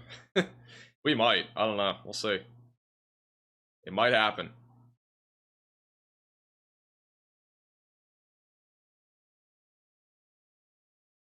Gritty off. A gritty off would be crazy. In Cleveland for the 199. Looks like the eye went north of the track line. It is riding a bit north of the track line, which this happens when it wobbles and such. So even if it does this, it'll probably correct itself. It'll probably just continue maybe up on, like, the northern line here. I would be concerned, though, if you're in Jamaica, really. I mean, I would be ready in Jamaica. It's going to be a weaker hurricane by the time it gets to Jamaica, but the difference between a category 4 and 2 is actually not that significant. It's 40 miles per hour, which that's a big difference, but, like, you're still getting potential for 110 mile per hour winds if it does make landfall in Jamaica, which is still a possibility. But yeah, I mean, right now it's still a category 4, but even then, I mean, I'd be ready in Jamaica. I mean, if something does change here and this goes closer to Jamaica, we'll have another live stream talking about this, or a video, possibly. Actually, maybe not. We might not even have a live stream. This will be Wednesday night, so we might not even have a live stream on it, but like, if it does get a bit closer to it, we'll at least have a video talking about it.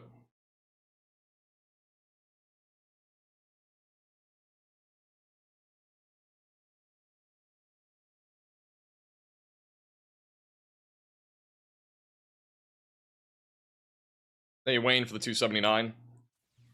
26 degrees Celsius and sunny in south central Ontario. That is so hot. It's hot everywhere. 90s are brutal. Florida in general is brutal. The mixture of humidity and high temperatures is just not what you want to see. Textbook look? It looks textbook to me too. I have to agree.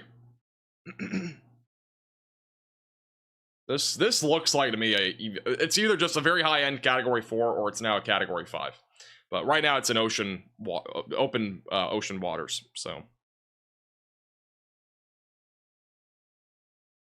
Been brutal in Houston. Yeah, Houston's been probably getting the worst of it too. Houston's always very humid though. As long as you have a southerly wind, you have the ocean waters that are going to bring in a ton of moisture. There's nothing good about that at all. It's definitely a Cat 5 now. It might be. I don't know if they're going to issue any changes in this next National Hurricane Center update, but again, I would not be surprised if it was up to that level here soon.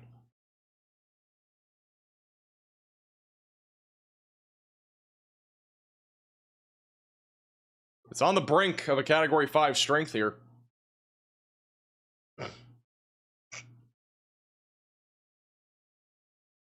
To me, this looks like a category 5, but we don't have any information really about wind speeds in the last little bit. Again, I don't think there's a flight going in there right now.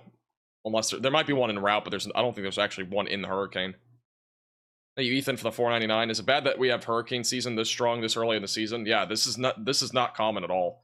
Hurricanes like this do not happen this early in the season, and they don't develop this far to the east either. So this is not what you want to see this early into hurricane season.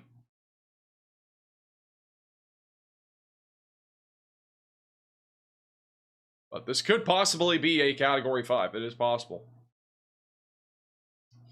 We won't know probably until either this next update at 2 p.m. or 5 p.m. So, and I won't be live for 5 p.m. I mean, unless we're live for severe weather, but the latest recon that they did have was 100, like, this is the latest data that we had as of 56 minutes ago. The wind speed within 10 seconds was measured at 161 miles per hour with a pressure of 948 at 12:28 Eastern time. And they did not upgrade the wind speed at all. So it's very close. I think at the bare minimum, they might up this by 5 miles per hour to 155. Maybe put it on the cusp of a category 5. Because category 5 is 157 miles per hour or greater.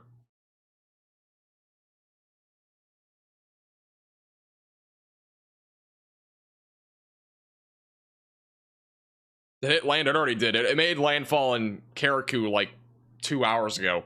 And I mean, it's already 50 miles away from Carriacou. Like where the red dot is in the middle, that's Carriacou. It's already 50 miles to the west-northwest of Carriacou. It's pretty crazy how fast this thing's moving. All right, the latest update just came out. They have not changed the intensity. I think the next time the latest National Hurricane Center just came out, the update. They have not changed the intensity at all, and I'm guessing it's because they don't have any sort of like observation actively happening right now. I'm waiting for the full details and stuff like that, because there will be probably some update here that's a bit more in detail in a second. But the latest update, this is still a Category 4 hurricane, sustained winds at 150 miles per hour. Again, this very easily could be a Category 5 hurricane. We just don't know, because there's nothing being observed right now in the hurricane. The hurricane hunters are not in the hurricane as we speak. and I'm not sure when the next mission will be. They call it a quote-unquote mission with these aircraft, and so I'm not sure when that next one will be. I'm guessing they're going to have one out there, though, before the 5 p.m. update, which will probably be live near the 5 p.m. update in a different live stream for severe weather. So we might be able to tell you that information when that happens. But this may be a Category 5 hurricane here soon. If you are new to the channel, obviously subscribe. If you are on Twitter or on Facebook, follow us on those two platforms. We will be posting some updates if this does end up becoming a Category 5. And we'll obviously post updates as this does go in the direction of, like, Jamaica, for example, as Jamaica will be in the next area and track for this particular hurricane. This is the latest, though, in terms of the details. At 2 p.m., the eye of Hurricane Beryl was located, and it just says latitude and stuff like that. They just said Beryl is still a Category 4 hurricane. Fluctuations in strength are likely during the next day or so, but Beryl is expected to remain an extremely dangerous major hurricane as it moves over the eastern Caribbean Sea. Some weakening is expected in the central Caribbean by midweek, though Beryl is forecasted to remain a hurricane. Let's see if they have anything else on here. Storm surge continues to be upwards of 9 feet for those in the Lesser Antilles here. So Carrickou's still dealing with that. St. Vincent and Grenada still all dealing with that. St. Lucia is much lower than that.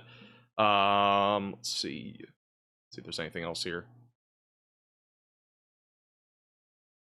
I'm not seeing any new details, though, aside from that. Which, again, this isn't the major update. The next major update's at 5 p.m. This is their latest track of the hurricane.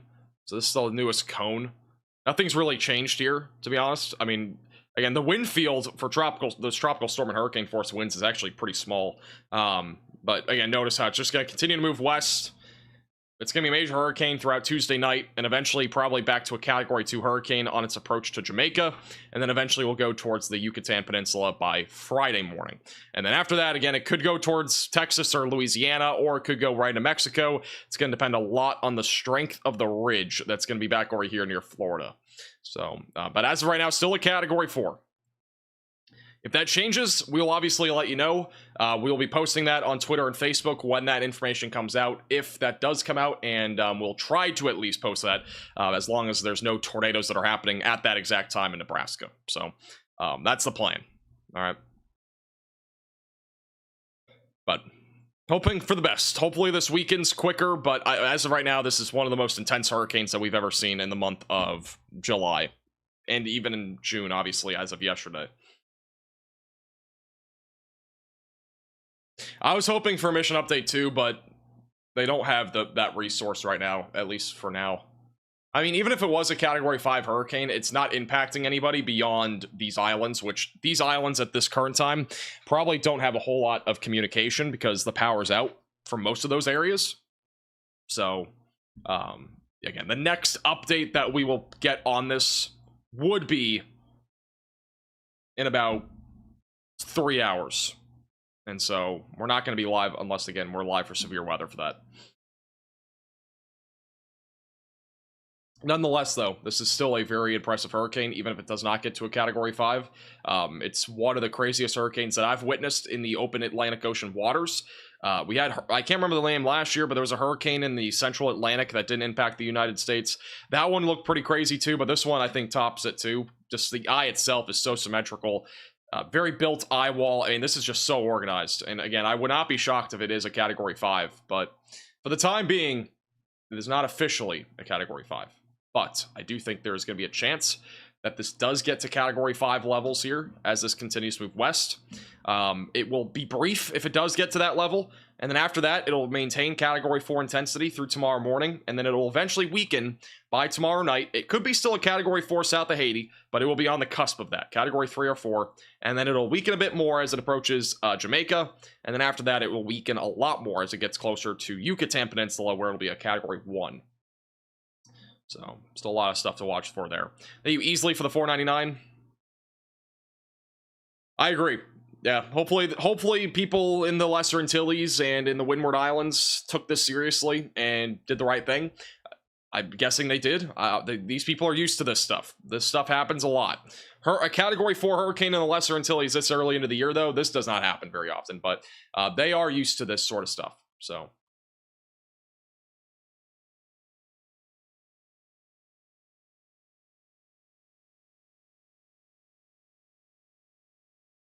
Can I look at lightning again? Yeah, we can put up. Let's check it out. This is over the last, this is the last 6 minutes. Actually, quite a bit of lightning. We'll do the last 30 frames. This is over the last 20 minutes.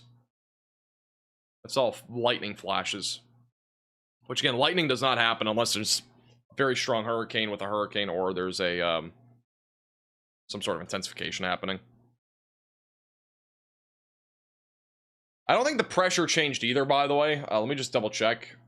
I don't think they've updated anything since 1 p.m. I think it's the same. Yeah, it's still the same. They haven't changed anything. Again, it's because they don't have any sort of observations actively happening.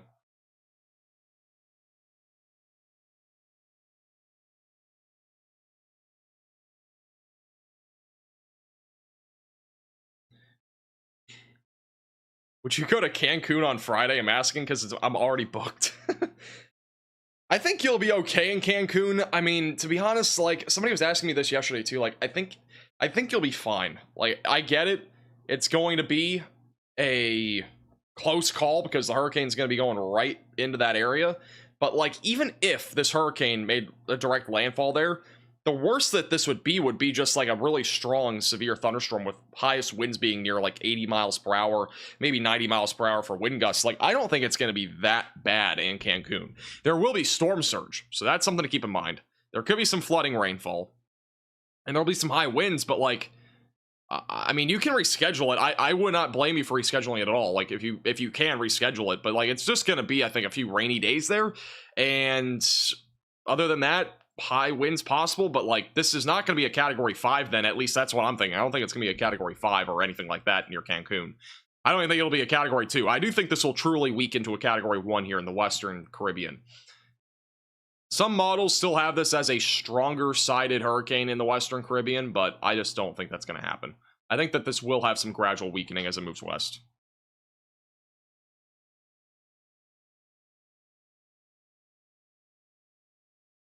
I'm cooking over here in Houston. Houston is hot and humid. It does not help. The mix of the both is just not what you want to see.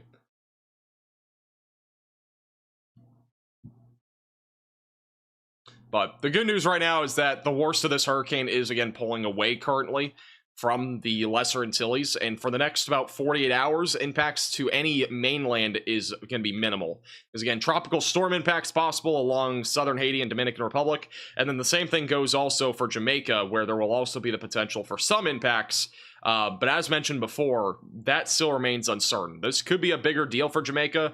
It also could be something where we just see some tropical storm force winds and some sorts, like some storm surge or something like that. But definitely be ready if you're in Jamaica, because Jamaica could get a direct hit from this. You are in the cone of uncertainty. There is a possibility, again, that this goes further down here and hugs the south line. And there's also a possibility that it makes landfall in Jamaica. And if it makes landfall in Jamaica, we're talking about the potential for a bit more of a significant hurricane there.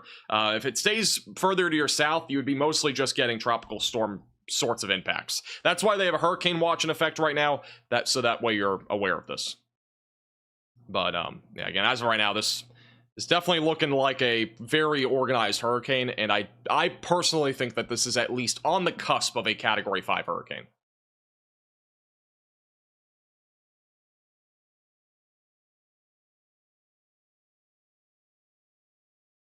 Honestly, I think it is. We don't have any data. This looks absolutely insane on infrared imagery. It looks so circular again, so symmetrical. And just looking at the eye, this is the eye. Just look at that thing. I mean, to me, it looks like it. Hey, Rob, for the $4.99. Appreciate the generosity.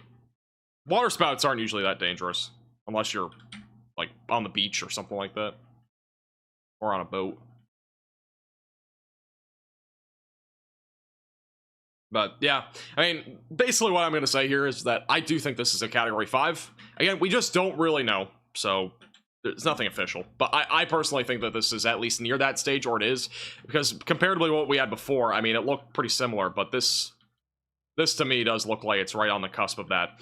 So it's at least a very high-end category 4. The difference between, again, a category 4 and 5 in this case is extremely minimal. So obviously, if it gets upgraded to a category 5. It's very rare. This, again, has never happened. But highly recommend, again, just making sure that you're staying weather aware if you are in the Greater Antilles, predominantly for Jamaica, because Jamaica is really the main location to watch for this. Yucatan Peninsula, be aware of this. Texas and Louisiana and even eastern parts of Mexico here. You should all be aware of this. You don't have to be panicking. You don't have to be prepping right now, but just be aware that this could take a north turn at some point down the road. It's not a guarantee, but it is something that we're going to have to watch for. Even if that does happen, it's not going to happen until after Saturday. Like, the earliest this makes landfall in the United States, if it does make landfall, would be like Monday or something like that.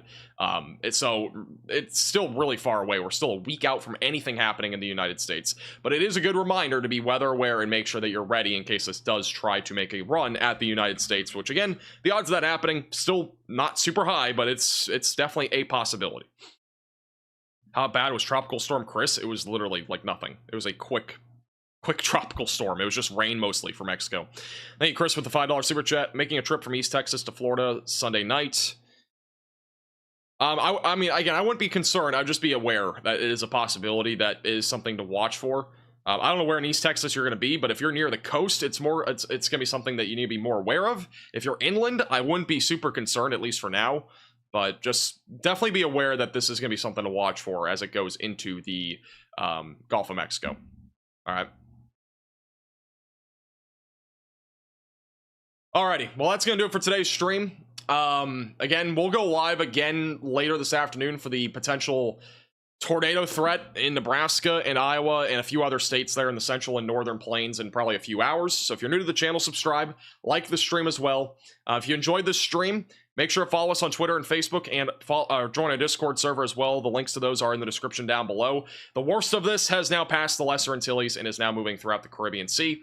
We might have another update live stream on this at some point in the future, so just click the bell icon and we'll keep you posted on that. But we'll be live again in probably a few hours. So quick little break until we have severe weather. If you're, again, new to the channel, subscribe. Follow us on all of our social media platforms. We'll post more updates on this on Facebook, Twitter, and Discord. Links are all in the description. If you want to support the page above and beyond, you can become a member with the join button down below. Not required by any means, but you can become a member if you'd like. It's also the top link in the description below. Thank you, Hillary, also for the $5 super chat on the way out. Appreciate that. Thank you guys for tuning in. Have a great, safe rest of your day. If you're on the track of this, again, just make sure that you're taking precautions, preparations seriously, and evacuation orders seriously as well. We'll see you guys all again in the next stream.